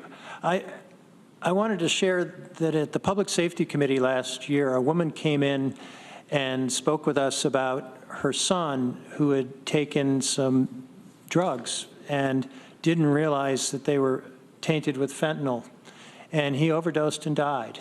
And she came to us and said, "Do you really think you're doing enough?" And it was heartbreaking. And it led us to a very long conversation last year in public safety about what more can we do. And we did talk about trying to track overdoses more accurately, which is a very hard thing to do. We track the 911 calls, and for those who are watching tonight, they have run consistently over average every month for the last several years. We're seeing far more overdoses than we ever want to see. And I say all that because I had some really encouraging news today. I got a chance to go have a tour with the Tompkins County Drug and Alcohol Council new facility that is up in the village of Lansing. And when this woman came in and said, "Shouldn't we as a community do something?" This is something. This is a substantial step forward. It has open access so that somebody can come in who's in crisis and immediately speak with somebody and learn about their options to get drug treatment. And that's totally voluntary. They can turn around and walk away. But it also has a detox facility. And this is a process of over several days, up to I think like 6 days, of cleaning somebody's system out from whatever intoxicant or drug that they're under the influence of. And beyond that, there's a stabilization program that's available that goes, I believe, up to 45 days to really get somebody on the road to recovery. We don't have this right now in our community. This has been a dream for a very long time. And on the tour, I want to convey just how excited the people were who are talking to me about what is on offer there or will be very soon. And they also stressed how much of a community effort this has been. And I do a shout out to the village of Lansing because they stepped up and did support having this in their community. And I know there was some nervousness about that, and they said, no, this is really important. But in the walk around, all of the local agencies and local companies that have chipped in and done things to make this a first-class facility. It is beautiful. It is a first-class. It is not an institutional setting, and I know for my colleagues who've been there, you'd agree with me. This is a really special thing. So that's the good news. They're trying to find nurses, and we cannot get this going. We cannot help people like that poor boy who overdosed until they get the staffing, and they're so close. And so this is sort of just a plea to the community. If you know of nurses who are available and looking for work, this is something that would help help our county so much. If we can just get those doors open and started, we're almost there. So sorry for going on a little length, but this is just a very exciting thing, I believe. Thank you. Thank you, Rich. Anyone else for legislator privilege of the floor? Okay, I'll move on to a very quick chair's report. I would like to congratulate all of the seniors at all the high schools right now. May 1st was the commitment date for colleges. And it's been great to see, my daughter's a senior and just committed to University of Vermont in Burlington, so I'll be making a lot of trips down over there. Is it down there? I don't know. Up. Geographically challenged? Yeah, I really am. Texas education. And so, you know, it's been great to see these kids. And I think of the group of kids that she's gone to school with over the past, I don't know, 13 years now. And these kids, as freshmen and sophomores, didn't really have an education. They were COVID kids. And their freshman and sophomore year, they're doing biology in their room. And, you know, now they're seniors and they're going to college. And it's been great to see there's an Instagram account that actually has kids posting where they're going to school. There are a handful of kids that are going to community college to get their degree in fire safety and law enforcement. And, you know, you get to see the different majors that, of course, an 18-year-old thinks that they want to pursue, which will change probably 5 times before they actually end up graduating from college. But it's just, it's a really positive thing for so many kids. And so I want to congratulate those kids because they have not had an easy run. And what an achievement for the next step. I also would like to thank the Ithaca Fire Department. I did a ride-along last week, and as someone who does the ride-alongs, and I always say it's the most favorite part of my job, is doing the ride-alongs. I hope for an exciting day, but I don't wish bad luck on anyone or, you know, crazy times to happen. And so the first part of our day, we did hazmat training, and I learned how to empty a propane tank safely, and that was very informative. And then we were just hanging out. I got to meet with the staff of the Ithaca Fire Department, meet all the great firefighters. And we did get one call that I was really excited about. The Taco Bell, the ice machine started smoking. And so that was the one call for the day that I was part of. And it was incredible. Lights on, sirens, it was awesome. You sure that wasn't lunch, Shauna? Maybe that too. And so I want to thank the Ithaca Fire Department. I know that we have some rural areas and you know, they also have volunteer firefighters. But many times the Ithaca firefighters are actually still the ones that come to the scene for our rural areas. If it's a big fire or if they don't have the volunteers on staff. And I didn't realize, you know, how they were funded, and I learned a lot about that. So I also want to echo what Rich John mentioned about Alcohol and Drug Council. It's an incredible building. They need staff. I know that Cortland is going to use a portion of their recovery fund or their opioid settlement funds, about $100,000, to contribute money to that program as well. So I was happy to hear that. Other than that, I do have some chairs appointments. I have Becky Koenig, Town of Groton Representative, term expires December 31st, 2025, to the Tompkins County Youth Services Board. We have Workforce Development Board Stephen Waite, Business Representative, and his term expires June 30th, 2023. And that's it for my chair's report. If we could move on to reports from our County Administrator, Lisa Holmes. Thank you, Madam Chair. Just have a few items to update you on tonight. As you're aware, the New York State budget continues to inch along toward finalization, and I have some updates on 2 of the mandates of greatest impact on the county budget. The first is Medicaid. The state's intercept of EFMAP funds is still going to take place so far as we understand, and it looks like it's going to be a 3-stage process where the New York State is going to intercept 25% of the funding in fiscal year 2024, 50% in 2025, and all of it in 2026. So, so that is happening, only more gradually than we had anticipated. The second is the assigned council 18B rates, and this was, again, increasing the rates we pay our attorneys in the assigned council program from $75 to the federal rate of $158 an hour. My understanding is that the proposal that is before us has New York State covering up to 50% of the cost. And so far, we're interpreting that to mean 50% of the increase in the cost.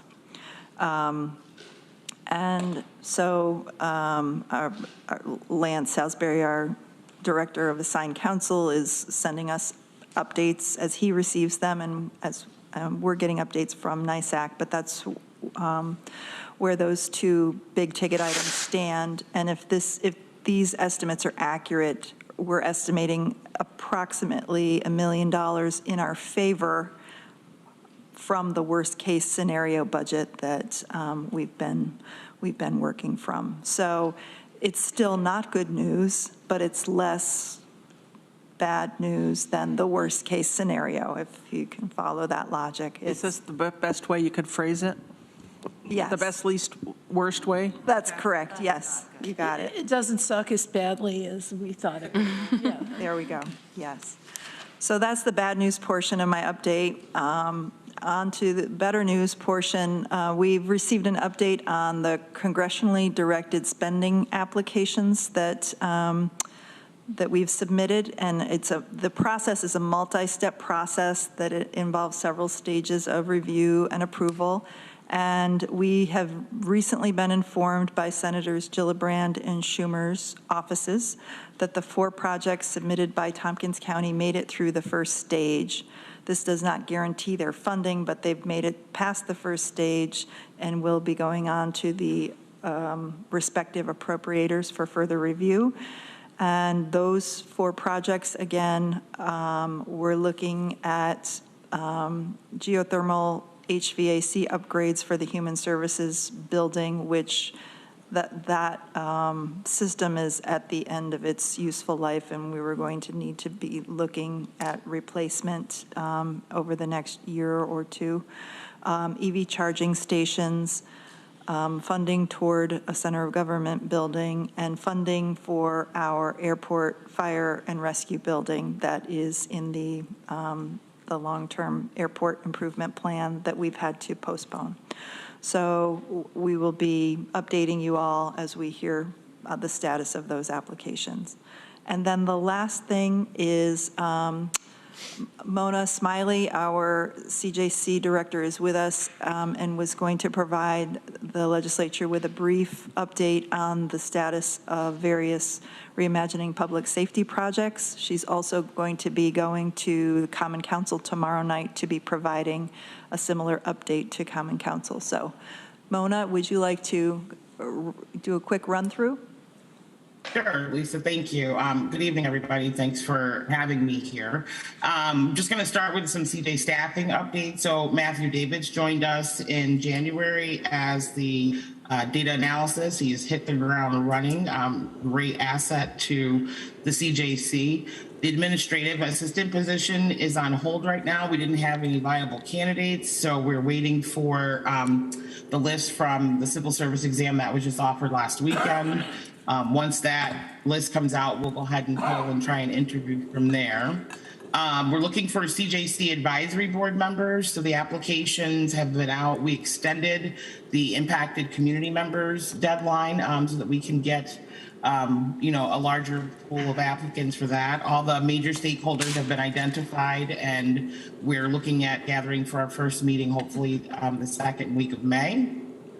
As far as the recommendations are concerned, we have 6 open recommendations, and I'll just briefly share what they are and what our current work is with them right now. So we have the community healing plan. We held a community-wide event in March with Dr. Angel Acosta, And where we're at right now is we're currently identifying a couple community members and law enforcement representatives to go through some training with him so that we can hold this type of space here in our community with local community stakeholders. Alternative response and wraparound services, the CJC's role in that is for the co-response. Is to evaluate the co-response team. So once that pilot program, which is the CARE team, comes out, we'll identify some data points and forms and things of that nature that the CJC can use to evaluate the success and how well that program is going.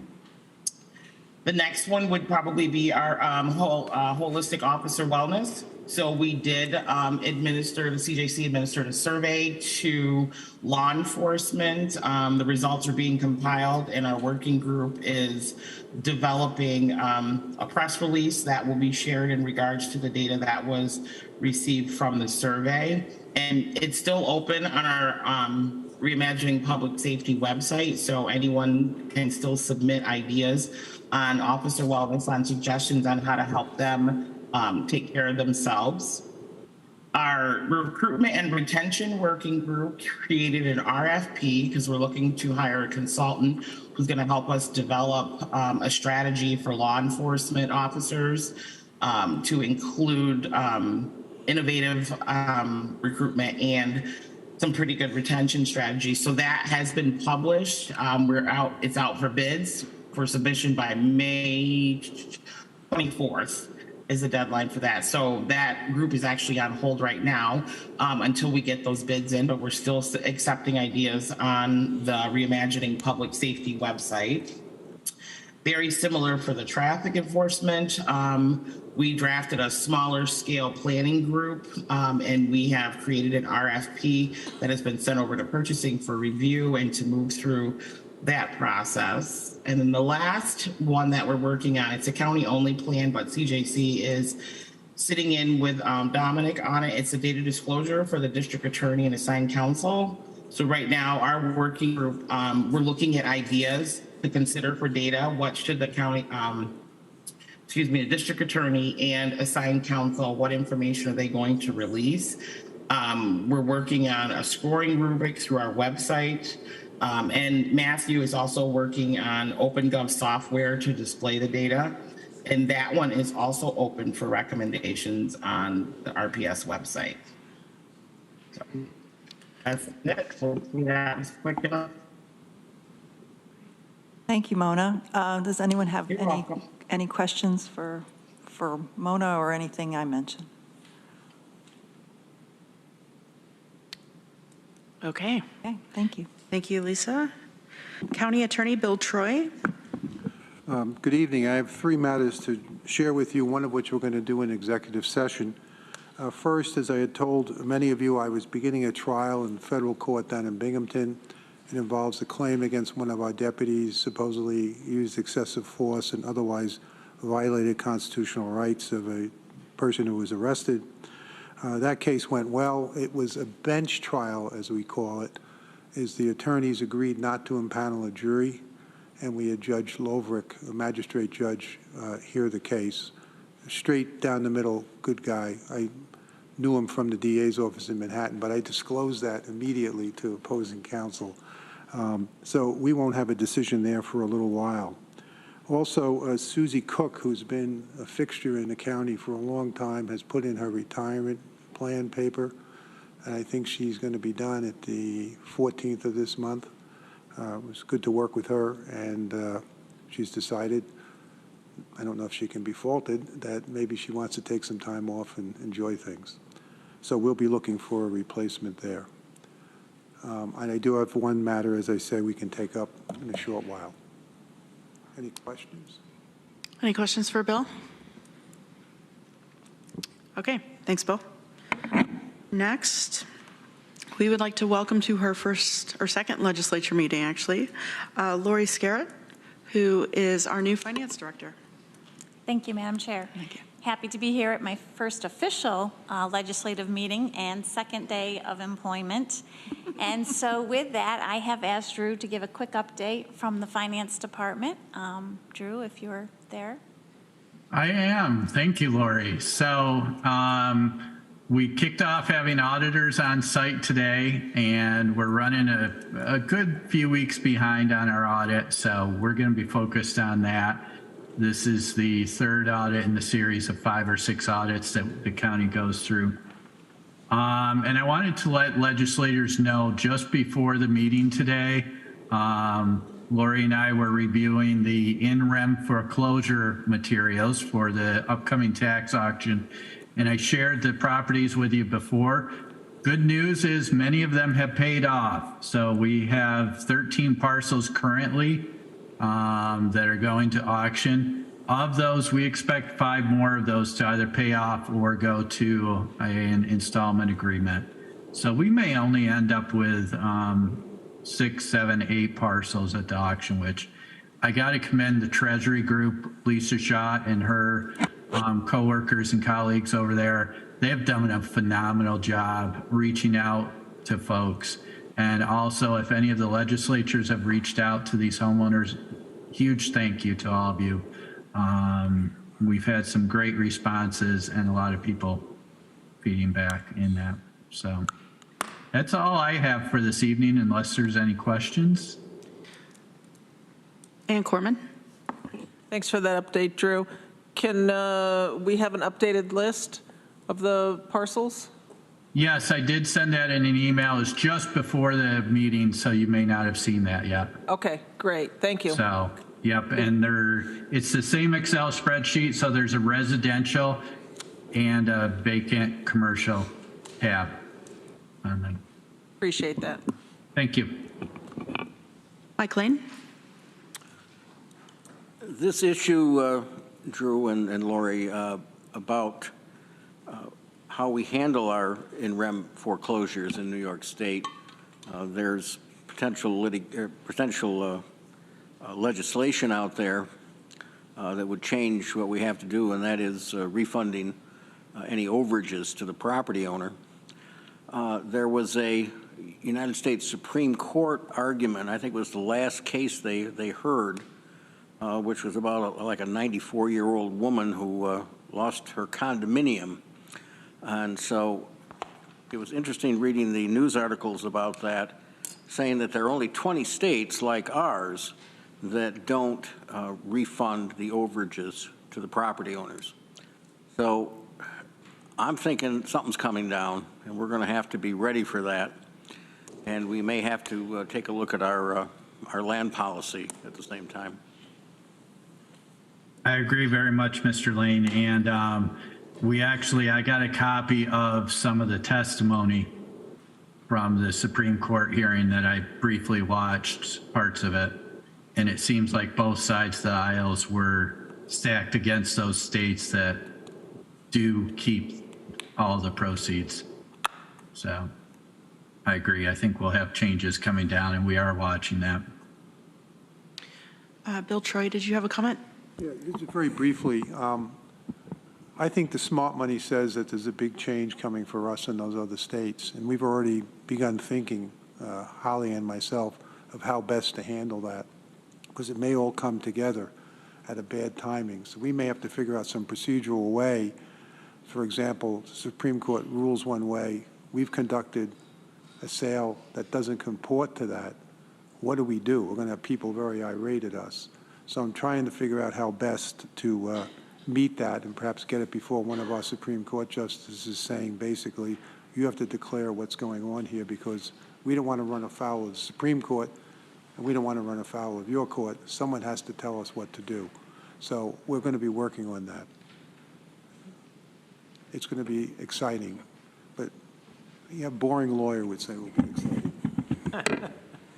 I don't think they could have asked for a better case to take forward. God, the facts of that case are just as atrocious as they could possibly be. When I heard they were going with a 94-year-old woman, I said, this stackedness, this is unbelievable. Well, even the New York Guys, I don't want to go down a rabbit hole here because it's 7:30 and we have a long night ahead of us. Deborah Dawson? Yeah, I want to say that it's a little more complicated than just giving back the surplus foreclosure funds to the property owner. The governor's proposal, as it last stood, would have required us to identify all the lien holders, prioritize them, make them whole, and then give anything back to the property owner. And that's just beyond the capabilities of our finance department and our county attorney's office. So I do not know what we're going to do, but as Bill says, it's going to be interesting. Greg Mezzi? Okay. Lee Shurtleff? Yeah, I just don't want to let it pass without a comment coming back from the legislature to Drew and Lori. I've attended the foreclosure auctions with my real estate businesses for years, and we've put out some pretty significant catalogs over time. And what you've reported tonight, Drew, is significant. That's astonishing that you, given the economic circumstances, that you got the foreclosures down to such a limited number. And I do watch your folks in the office posting the notices and going through the process. I know some of it through some of my constituents that have had a tough time getting their bills paid up. And I want to commend the Department of Finance for your efforts in this area. It's clear that there's been some strong work done here, and that's just amazing to hear that you're down to such a little number. Thank you. Veronica Pillar? Thank you. Quick question. Love that so many of the properties have an installment agreement in the works. Is there a deadline for other ones to possibly come up with something? Just curious about the schedule, timeline here. Yes, I'd have to go back and look, but it's usually like the few days before the auction.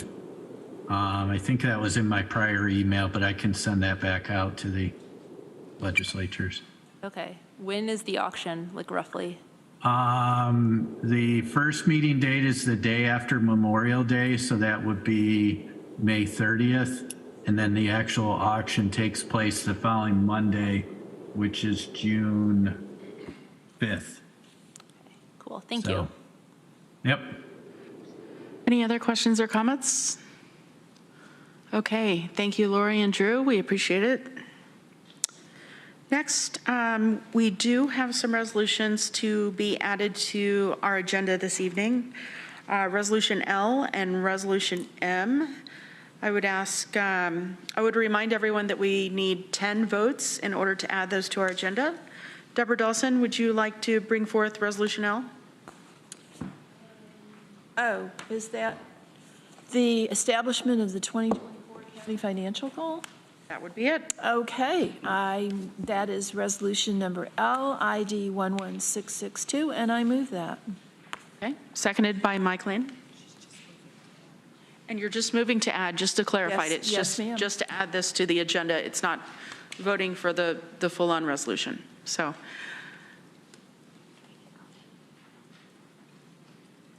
any comment? Okay, all those in favor of adding this to our agenda this evening, please raise your hand. Okay, all those opposed? Okay, it's 13-1. Thank you. And the next resolution, Resolution M. Randy, would you like to bring that forward?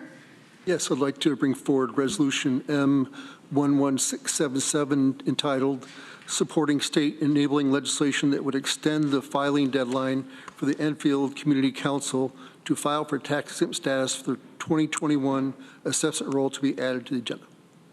Just a reminder as well, this will also need 10 votes to add it to our agenda. Can I have a seconder, please? Seconded by Travis Brooks. Any conversation? Comment? Amanda Champion? Yeah, I'm going to abstain from this and from discussion later. Okay, thank you. And all those in favor to add it to our agenda, please raise your hand. 1, 2, 3, 4, 5, 6, 7, 8, 9, 10, 11, and I'm 12. All those against, please raise your hand. That's 1 with 1 abstention. Thank you. That will be added. And let's move on to consent agenda. Resolutions and appointments to be voted on as a group unless any member of the legislature requests that a resolution or appointment be instead included separately and individually as part of the business of standing or special committees. Advisory Board appointments, Public Safety Committee, Criminal Justice Alternatives to Incarceration Board, Stacy Kingelos-Mike, State Certified Substance Abuse Treatment Program Representative, term expires December 31st, 2025. Emergency Response Oversight Committee, Gregory Harrington. Tompkins County Fire and EMS Representative, no set term. Facilities and Infrastructure Committee, Air Services Board, Kathy Hart, at-large member. Term expires December 31st, 2024. Resolution A, award of contract, pavement maintenance and painting, Ithaca Tompkins International Airport, ID 11598. Resolution B, making a negative determination of environmental significance in relation to resolution blank of 2023, adding parcel to agricultural district number 1, Thomas Road, Town of Caroline, ID 11612. Resolution C, adding parcel to agricultural district number 1, Thomas Road, Town of Caroline, ID 11562. If I could have a mover, that would be Dan Klein, and a seconder, Deborah Dawson. And all those in favor, please raise your hand. And that's unanimous. Thank you all. Why don't we go ahead and take a 10-minute break, and we will reconvene at 7:45. Thank you. There are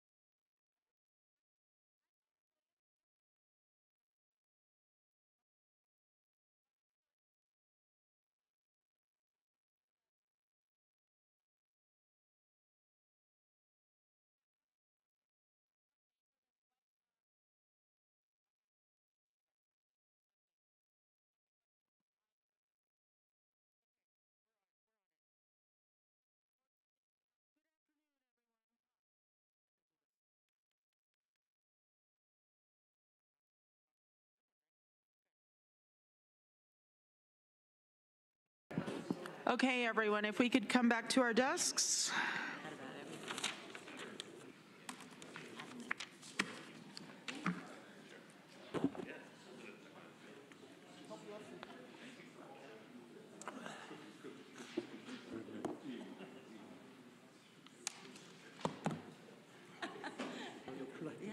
Okay, I'm going to call on Randy Brown because he wanted to make an announcement.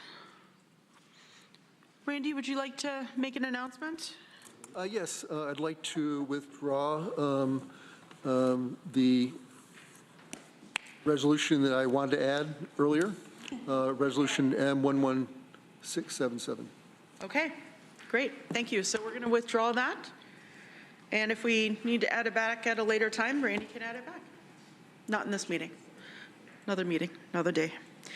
Okay, we're moving on to standing and special committees. Public Safety Committee, Rich John, Chair. Thank you, Shauna. The Public Safety Committee met on Thursday, April 20th, and we had a good meeting. We talked about a variety of topics. One of them, Lisa Holmes has already talked about, which is the 18B rates, which was sort of a shifting target at that point, and perhaps still is, but it seems like we have some greater clarity on that. But that will have a big economic impact on our budget, so we talked about that for quite a bit. We also had a discussion about probation and sending a message to New York State, because there's proposed legislation that would prevent the probation department from charging people who are under supervision a portion of the fees for the costs of the services. And this has traditionally been done not only to pay some of the cost, but also as a measure of accountability for those who have been sentenced and put under probation. So at any rate, I would, if I could, I would move that resolution. Shauna, if that's all right? Sure. Put that forward.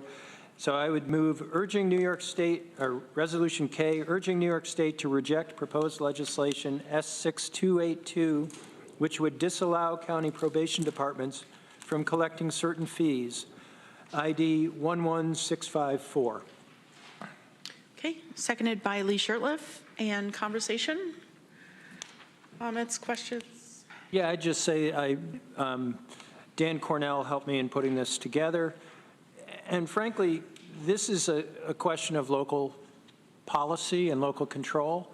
I am very proud of what we do and how we run probation within our larger criminal justice system. And one of the whereases talks about the Tompkins County Probation Department is a vital collaborator in our local criminal justice system that involves an integrated approach with not only police agencies, prosecutors, defense counsel, the courts, and jail, but also our treatment courts and options for alternatives to incarceration that are best in class in New York State, and depends upon that local control. And I think that's a key element of this resolution, is that we run our system with a lot of care, and we should have some flexibility in how we do that.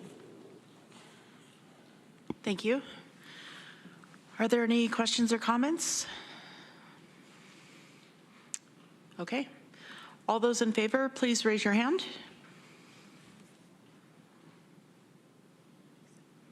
Okay, that's unanimous. Thank you. And I have one other resolution, Resolution D, amending Resolution number 38 of 2023, appropriation from contingent fund to implement the 2022 work plan of the Community Justice Center, ID 11568, and I would move it. Okay, I have a seconder, please. Seconded by Lee Shirtliff. And I just say that there was some delay in moving through the work plan from 2022, and the financing for it had to catch up, and that's the purpose of this resolution. Thank you. Any questions or comments for Rich? Okay, all those in favor, please raise your hand.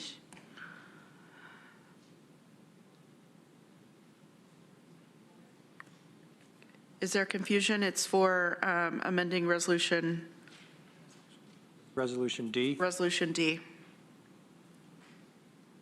Okay. And I'm a yes. That's unanimous. Thank you. And I would just mention that the jail working group, I think it's a working group, yes, has been meeting to consider the issues of expansion, or not expansion, but renovation of the jail and perhaps new facilities at the jail and the functionality of the jail. And Travis, I don't know if you want to speak to that, but that work is ongoing as well.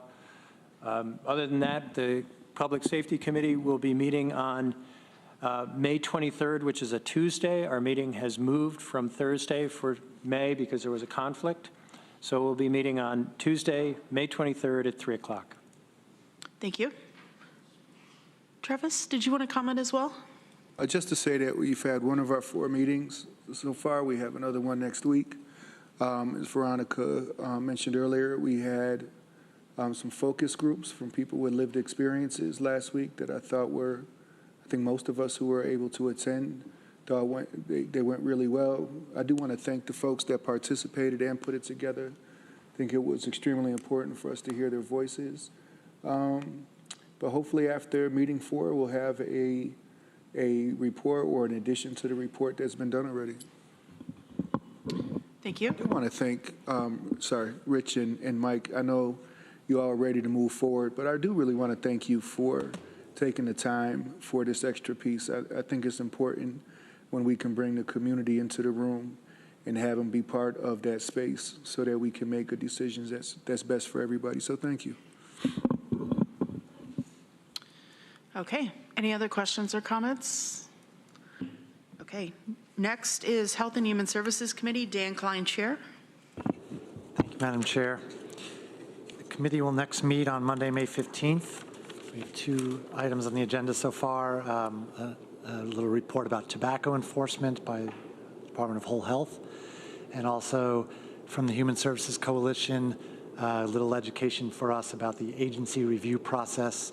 This is how they make recommendations to us, the county legislature, about what not-for-profits to fund. Thank you. Any questions for Dan Klein? Okay. I also wanted to bring up one thing, because I know we're starting to talk about budgets, and whenever budget lingo starts flying around these chambers, many of us start hearing from our nonprofits who would like to be part of that budget. And I want to ask Lisa what the process is if there are agencies that come to legislators and want in on some county funding. Thank you, Shauna. We discussed this, and I wanted to offer to be a kind of the central repository for those requests, that I can make everyone in the legislature aware of what those requests are, and can, in some instances, direct them toward the Human Services Coalition or not. But I would make that offer this year to try to help to streamline the process, and then make sure that everyone has the same access to the information. Great. Any questions on that process? Okay. Next, Housing and Economic Development Committee, Greg Mezzi. Thank you, Madam Chair. Our next meeting is tomorrow, May the 3rd at 3 p.m. We have a number of items on the agenda. We've got an update from the Workforce Office of Workforce Development about the labor market discussion. We've got broadband on the agenda, and a conversation and presentation from one of the consulting groups that the county works with, ECC Technologies, and then also Q1 2023 tourism program update, and several other riveting topics. We look to our June meeting for a conversation around homelessness, as our homeless coordinator will be starting in the middle of this month. So that's what's slated for the June agenda. And as that starts to develop, I'll include more information on the rest of the legislature. Also would like to invite members of the Health and Human Services Committee to that meeting as well. Obviously open to everybody, but more to come on that topic. Thank you, Greg. Any questions for Greg Mezzi? What was the date? I'm sorry, what was the date? Sorry, so our June 7th is our next scheduled meeting at 3 p.m. I know we have something on old business. Would it be appropriate to move that into? Yeah, sure. Go for it. Okay. Sorry, let me go back to my other screen. If I could move resolution, resolution 2023-94 budget adjustment tourism program 2023. If I can move that resolution, did I get that right? Okay, if I could move that, please. Seconded by Travis Brooks. This was the resolution that we had previously at our last meeting with the tourism program allocation of their budget reallocation for this year. There were some questions, and I know Bill Troy, County Attorney, has weighed in on that. I would open it up to Bill to provide any comments, but just removing this one. Bill, would you like to read your legal opinion? Well, I don't actually have it before me, but my opinion was that the money that was sent, that was delegated by you folks or your predecessors without any clawback, you couldn't get the money back, that money, once spent, was spent. You couldn't treat it as, okay, we're going to add this back into the other money. And that's the tax, the room tax, and that has a separate New York State statute and one of our own. So I've taken the view, not everyone agrees with it, that you can go ahead and continue doing what you want to do with the money that's room tax money, but that money that was already spent, and obviously with your knowledge, is now history. It can't be readjusted, put it back in, or take it back out. It's a very inarticulate way of putting it, but that's basically what it is. Thank you. Rich John? Did the motion need a second? I believe Travis Brooks was the second. Oh, okay. Thank you. Randy Brown? Yes, I just had a question looking over the budget. And I believe, I don't have it in front of me, but one of the line items was putting $500,000 in a capital budget. Is that correct? Tourism capital grant. Strategic tourism implementation grant. So it's a capital plan for people to apply for. It's yes, is one of the categories, and Brett may be able to speak to that specific, the nuance of that specific grant program better than I. But that's a bucket of funds that can be applied for various reasons, and that's listed on the STPB. Okay, but it just. Oh, sorry, Nick's here too. Great, thanks, Nick, for. But the budgets haven't been available in the past.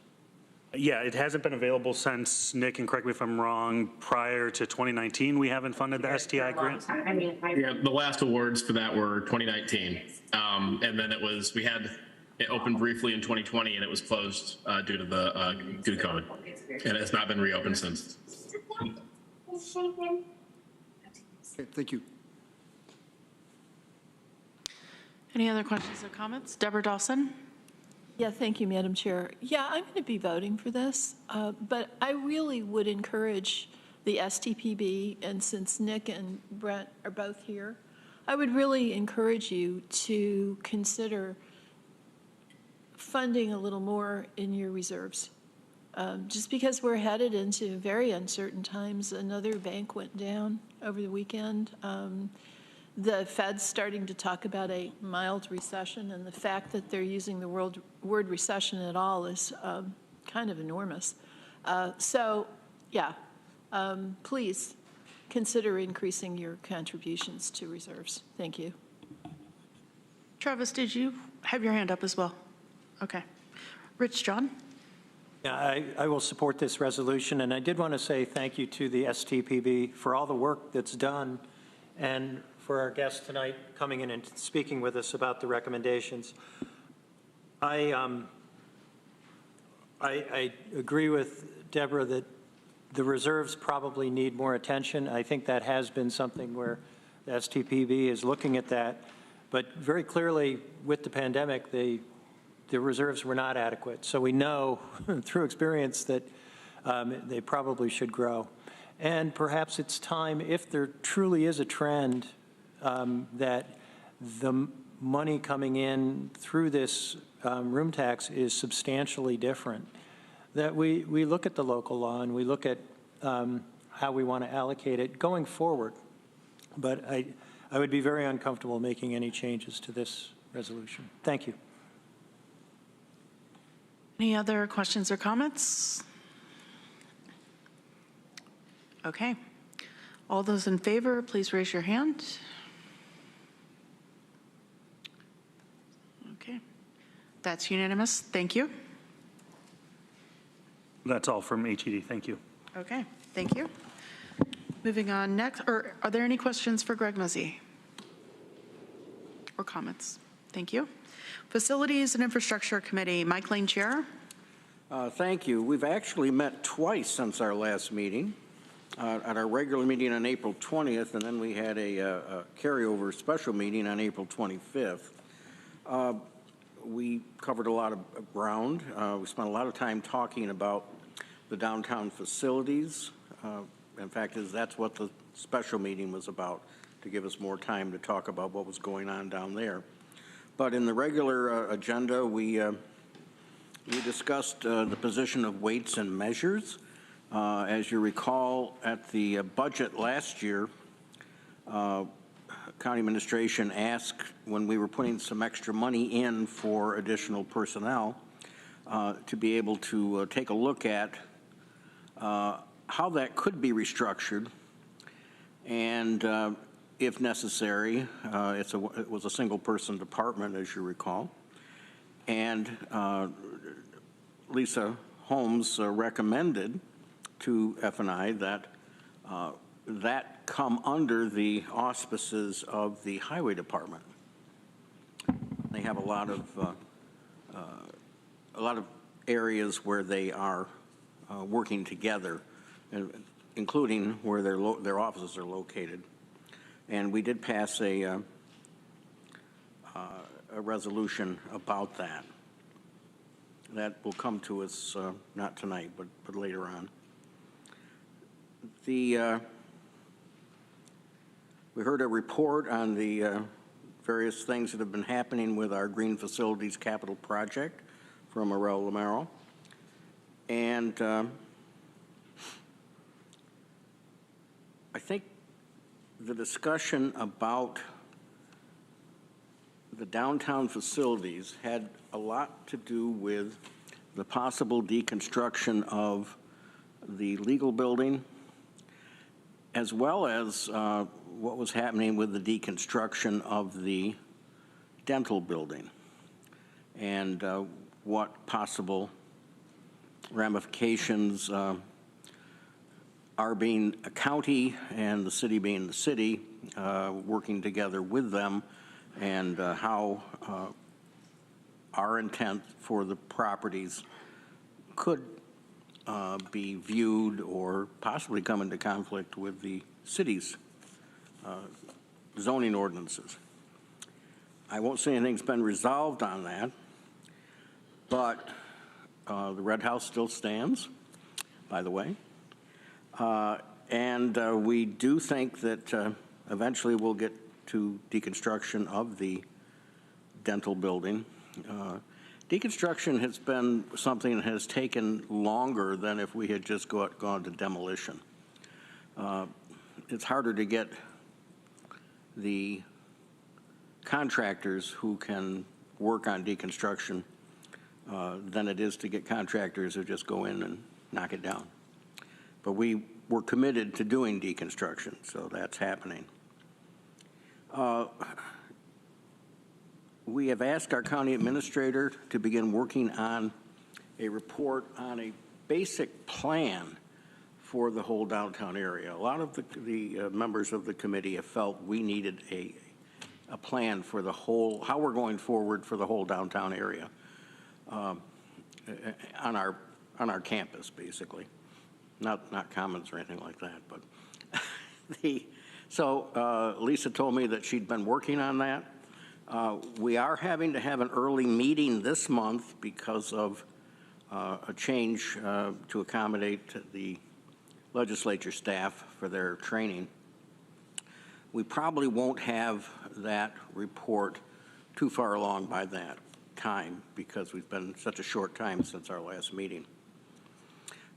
Lisa, I think you had a little bit of news from the bank people that did you want to share that with the legislature?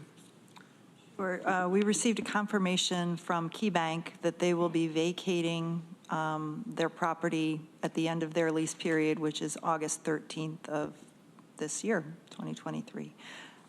That's sort of what we thought, but it's nice to have that confirmed. Now that there are still tenants in the legal building that we have to be aware of, and we haven't got a firm time when they will be vacating at this point. Their lease expires in February of 2024. Deborah Dawson. Oh, I'm sorry, Mike. I was just going to say, Randy, did you want to add anything? Yes, just that also we're looking at what it would cost or would have to be done to make the KeyBank building or any building usable by the county legally. And those expenses might be quite high. We don't know what those are yet. It'd be repairs or upgrades, most likely just for temporary use of those facilities. So that will be a discussion that we'll have to have. So. Glad to take questions, and I've got one resolution. Okay. Deborah Dawson. No, I was just going to ask when the Wiggins building leases were up, and Lisa provided that. Thank you. Okay. As always, Lisa was one step ahead of us there.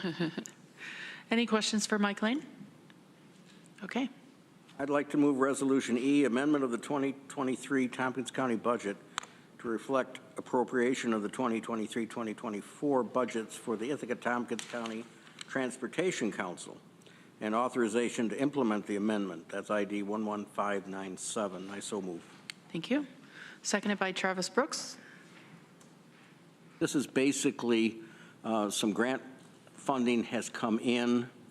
It's been reviewed, and it needs to amend their budget to basically put this grant money into it. And we have to approve the ITCTC budget. Policy committee there has already approved it. And as you know, the ITCTC, Ithaca Tompkins Transportation Council, is our MPO, Metropolitan Planning Organization, for our transportation funding that comes in. So that's what we're doing here. Thank you. Any questions or comments on the resolution? Okay. All those in favor, please raise your hand. And that is unanimous. Thank you. Thanks. Okay. Government Operations Committee, Amanda Champion, Chair. Thank you. Crown jewel of committees. Let's see, we are meeting on Thursday coming up at 10 a.m. We are very excited to have a number of policies. So it's been a few months without any policies, so this is going to be a good one. We're also going to talk a bit about the Department of Weights and Measures, and we'll have some more riveting discussion of Robert's Rules of Order, amongst other business. Thank you. Any questions for Amanda Champion? Okay. Thanks, Amanda.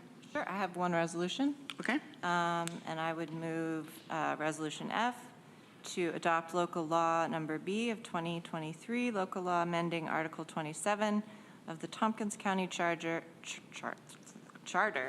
to implement restructure of the Division of Employment and Training. Okay. Seconded by Greg Muzzy.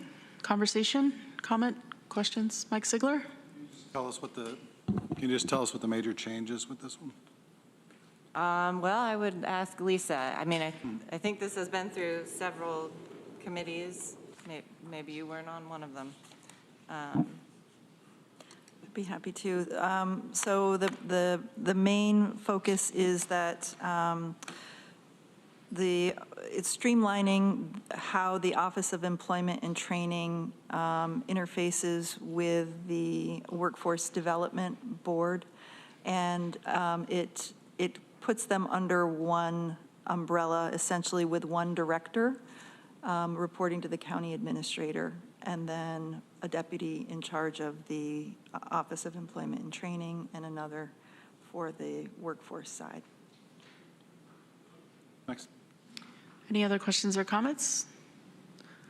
Okay, all those in favor, please raise your hand. Okay, unanimous, thank you. Any other questions for Amanda Champion? Comments? Okay, thanks, Amanda.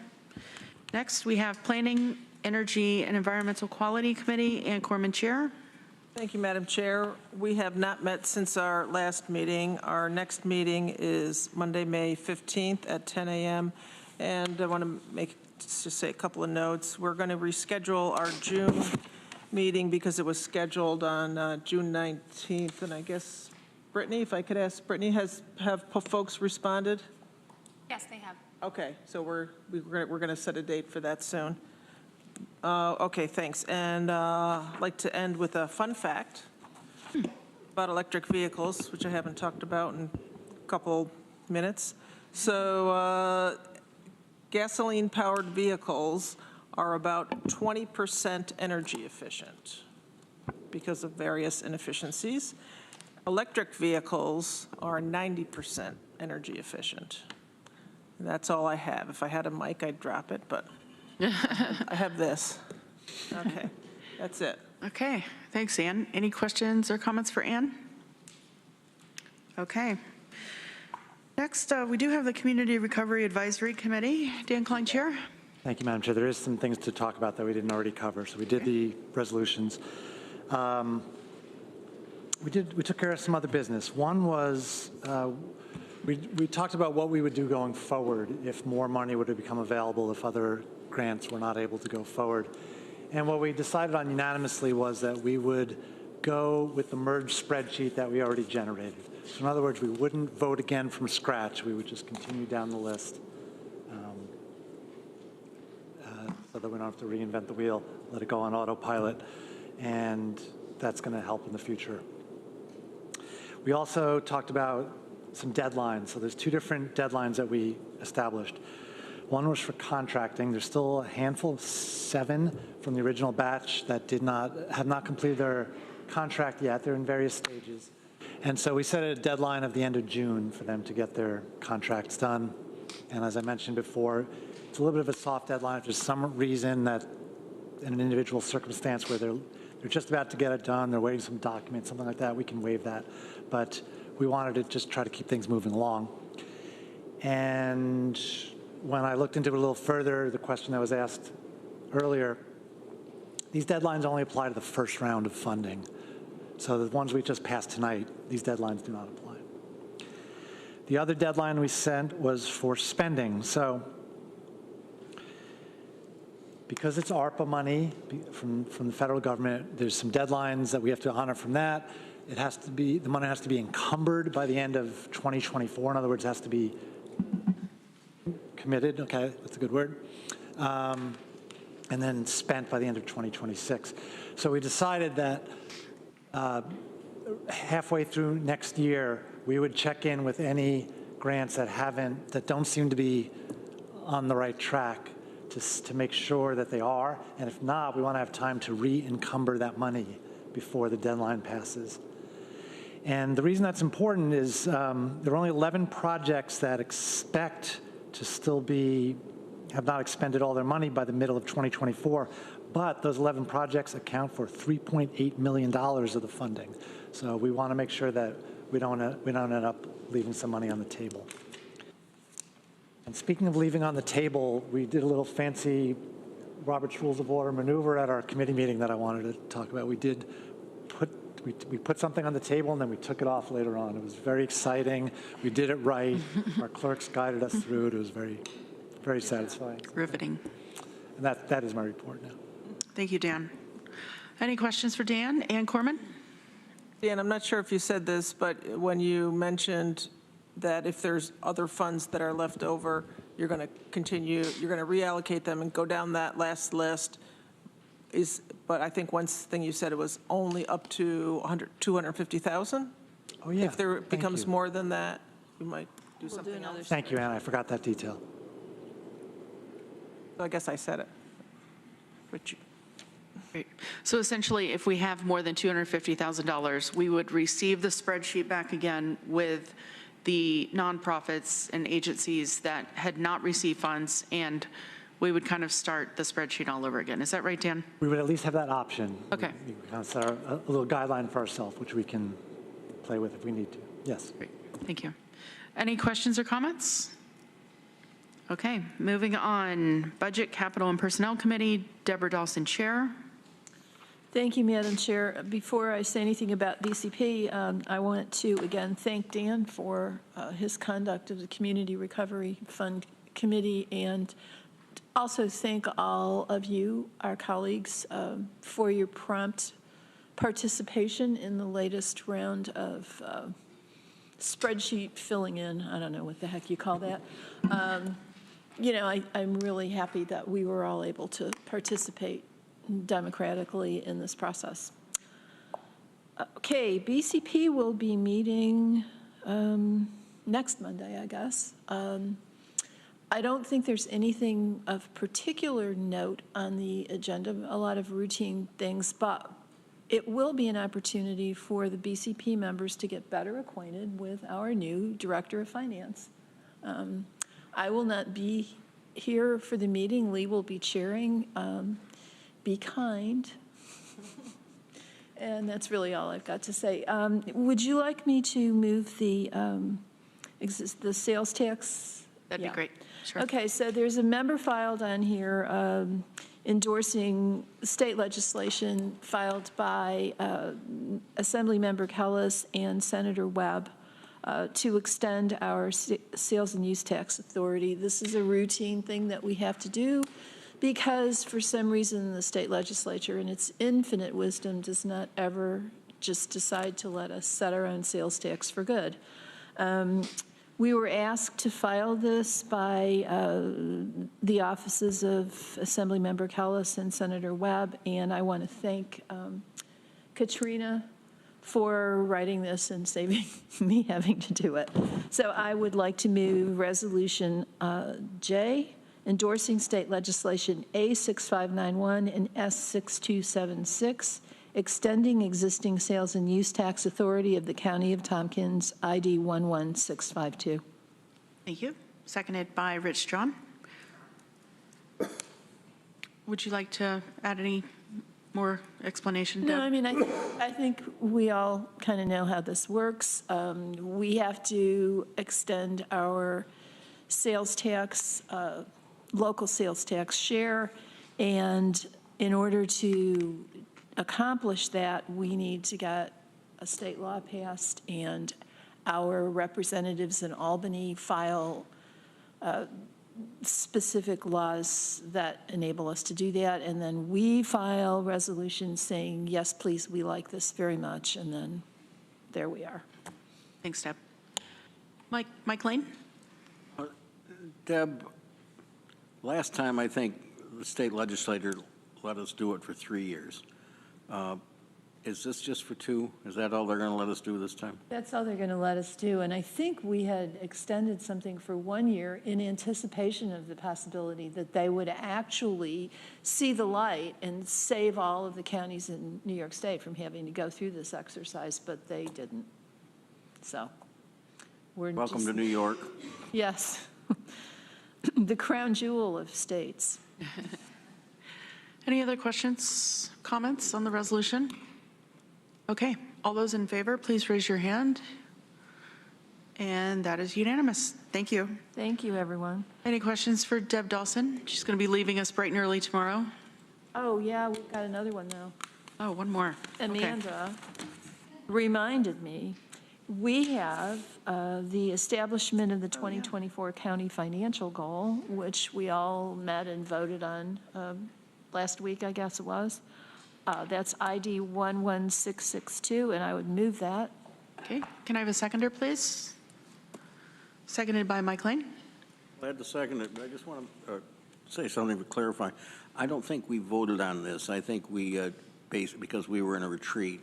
Oh, right. Okay, you're right. We approximated consensus. How's that? That's fine. Yeah. Now, I know that this particular financial goal was influenced by our desire to prepare ourselves for the worst possible outcome in the state budget, and that it now looks like that outcome will be more favorable. I urge you to resist the temptation to back off and lower the levy goal just in case things don't pan out as favorably as we might expect, and to allow us, if necessary, to add programs or augment initiatives that already exist, and understand that just because we set a goal, if we can and wish to come in lower, we can do that. So thank you. Okay, I know my colleagues love to talk about the budget, and this can open a massive can of worms, but I would ask us to be precise and realize it's 8:21 and we still have quite crisp as well. We still have a lot left on our agenda this evening, or through executive session. I have Lee Shurtleff and then Mike Sigler. I'll be crisp, and I will support the resolution, but I do have just a couple things I want to ask. One thing I want to ask, and just a brief comment. When it refers in the last or next to last whereas to the median value of the houses, and this may be a Lisa or Norma question, that's premised on the assessment not having changed. Is that correct? This is updated. We received this updated from the assessment office for 2023.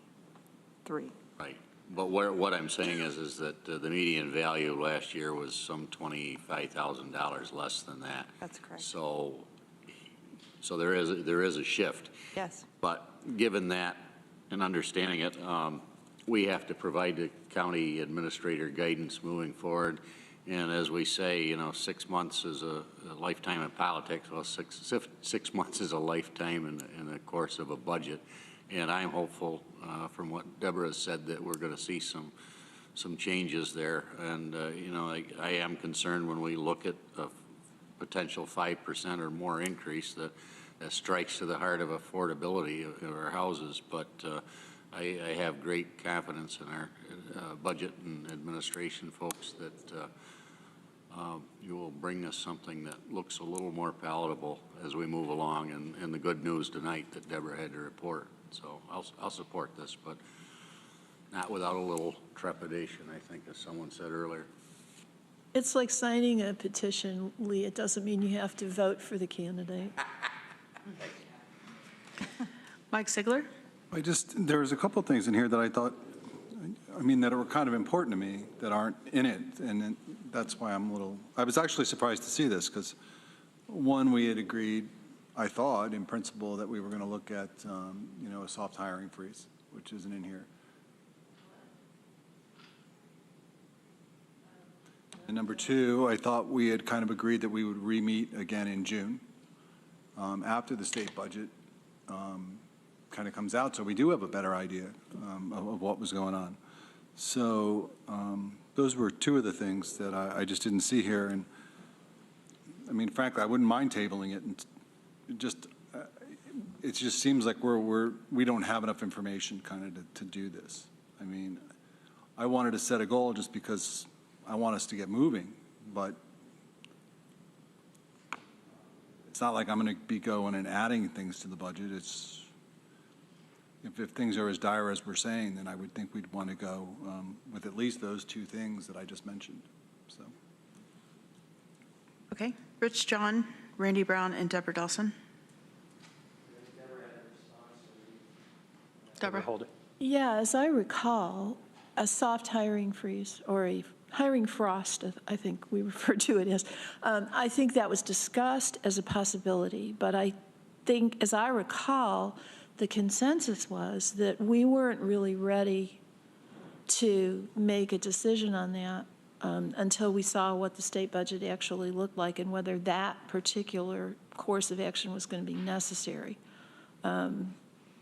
So I think that's probably why that is not in this resolution. Rich John?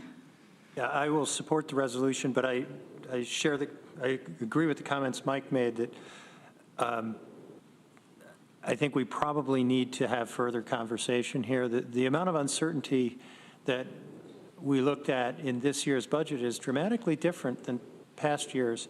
And just for those who are watching at home, our extensive audience, I'd mention that New York State has a tax cap, and that's mentioned here in the resolution, where New York State is saying counties should really strive to stay under the tax cap, and this goes over. And specifically, it's going over because of state action. So they have not addressed that in the tax cap, but you've heard about 18B, which is the assigned council rates, that a lot of that cost will be passed down to us, and FMAP, which, if you get down in the weeds, is federal Medicaid money that is supposed to go to the counties, and the state is just taking it. They are just taking that money, and we have to make it up here locally. And that's why suddenly we have a budget crunch in a year when we shouldn't be seeing this at all, that we've managed very well, and we shouldn't be looking at 5.5%. But to accommodate what New York State has done to us, here we are. So I would very much welcome a further meeting, perhaps towards the end of June, to see where we're at then and see if we can refine this goal, hopefully in a more positive direction. Thanks. Randy Brown?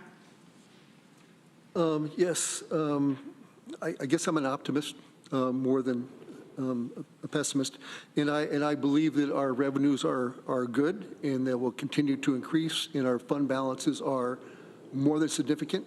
And I think that anything close to this raise would be ridiculous and not right to do. So I won't support this.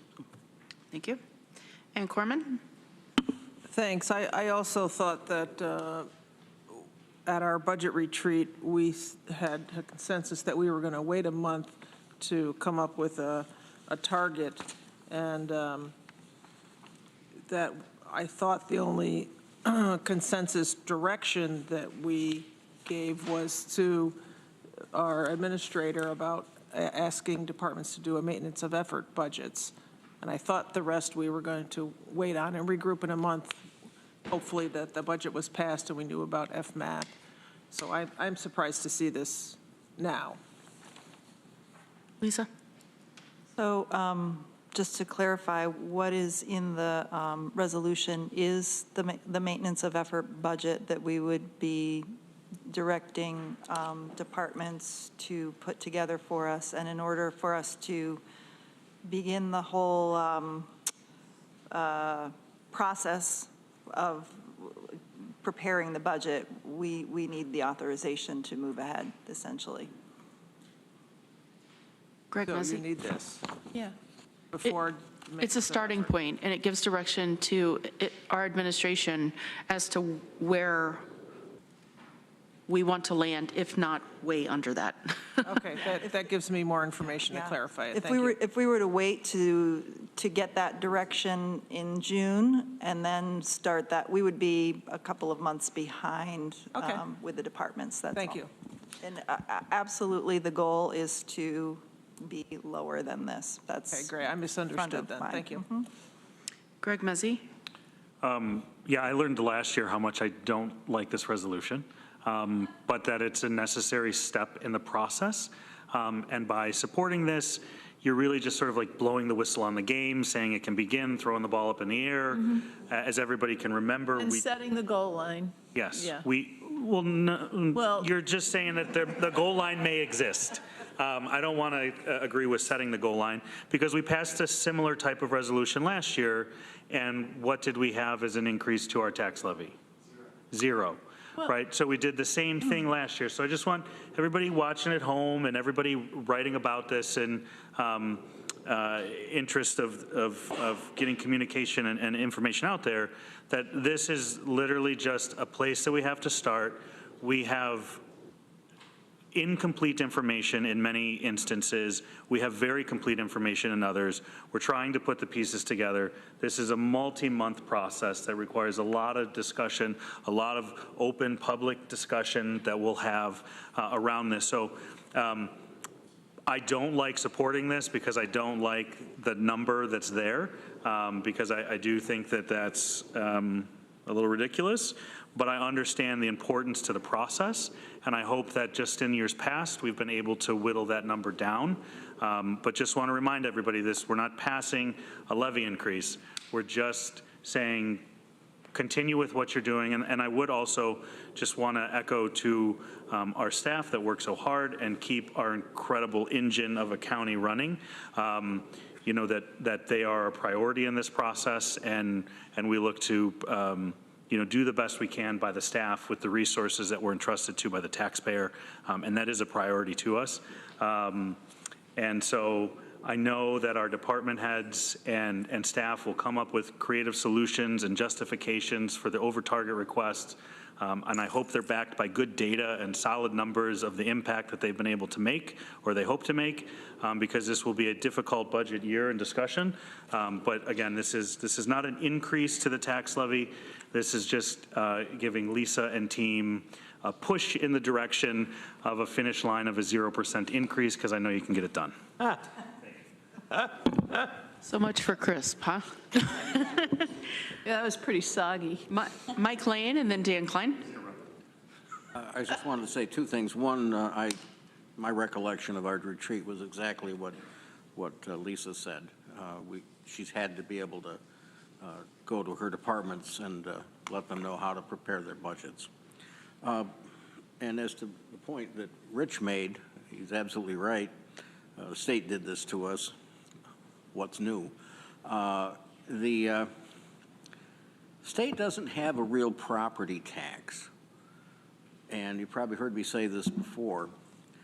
The way they get at that real property tax is by state mandates to the counties that says, you must pay for this. And guess where counties have to get the money? They have to go to the real property tax base. And that's what happens, and the state just kind of holds its nose and says, well, here's another unfunded state mandate for you, but just do it.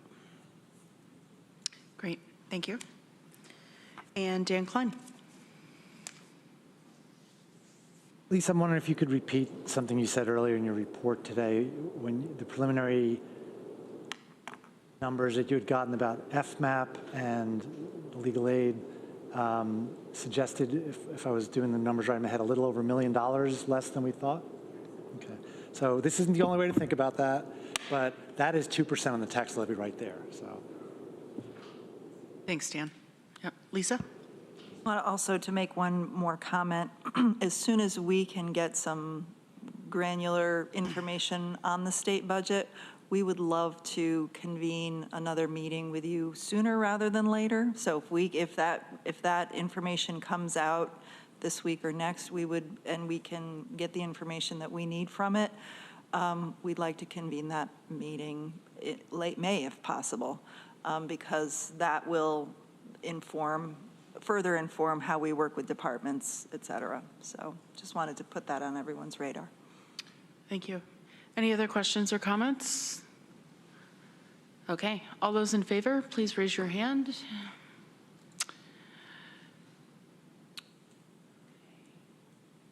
I have 12 in favor. All those against, please raise your hand. I have 2 against. That passes. Thank you. Anything else, Deborah Delson? No, ma'am. Okay, thank you. And next we have Workforce Diversity and Inclusion Committee. Veronica Pillar, Chair. Thank you, Madam Chair. WDIC met this past Wednesday, April 26, and talked about a whole range of things and our goals for the year. We assigned a little small group of people. I'm told that task force and working group maybe have specific definitions, so I will avoid saying those. But to go back over the results from the past climate survey and progress that had been made before things kind of stalled out around the time of our departure of our last Chief Equity and Diversity Officer. But they're going to be picking that back up again in conjunction with the reinvigoration of Team Jedi. We also talked about 3 more things I'll highlight. One is the uptake of our county values throughout the organization, which for anyone listening who doesn't know, our stated values are respect, equity, integrity, and accountability, and which have gotten infused in a lot of things in the county and posters in a lot of departments, but it hasn't gotten everywhere in all departments. So we're going to be working on that, had some interesting ideas. We also talked about how to support county staff who want to change their name and change their gender marker in various county systems, and are going to be taking a look at what those processes are and how we can change and support them. And finally, you may remember at the end of 2021, the inaugural Leslyn McMean Claiborne Strength and Diversity Award was awarded to Leslyn McMean Claiborne herself. And it hasn't been awarded since, but we know there's people out there doing good diversity work in this organization, and so we'd love to award it again. So just putting the call out there to think about who you think should receive it, and that's all. Our next meeting is going to be, oh boy, what the calendar is for, June 28 at 3 p.m. Wednesday. Any questions or comments for Veronica Pillar? Okay, thank you, Veronica. Now, let's see here. Now we're ready for minutes. Minutes of our previous meeting, April 18th, 2023. Can I have a mover, please? Moved by Amanda, seconded by Rich John. Are there any questions or comments, corrections for those minutes? Okay, all those in favor, please raise your hand. And that's unanimous. Thank you. And now is the time that we would go into executive session. In accord with Article 7, Section 105 of the Public Officers Law, we will have executive session for the following reasons: collective negotiations pursuant to Article 14 of the Civil Service Law, the medical, financial, credit, or employment history of a particular person or corporation, or matters leading to the appointment, employment, promotion, demotion, discipline, suspension, dismissal, or removal of a particular person or corporation, the proposed acquisition, sale, or lease of real property, or the proposed acquisition of securities, or sale of exchange or securities held by such public body, but only when publicity would substantially affect the value thereof. If I can have a motion, please. Deborah Dawson, seconded by Randy Brown. And all those in favor to go into executive session, please raise your hand. That is unanimous. Thank you. And let's see here. It's 8:38. Why don't we plan on coming back at 8:50? 12 minutes.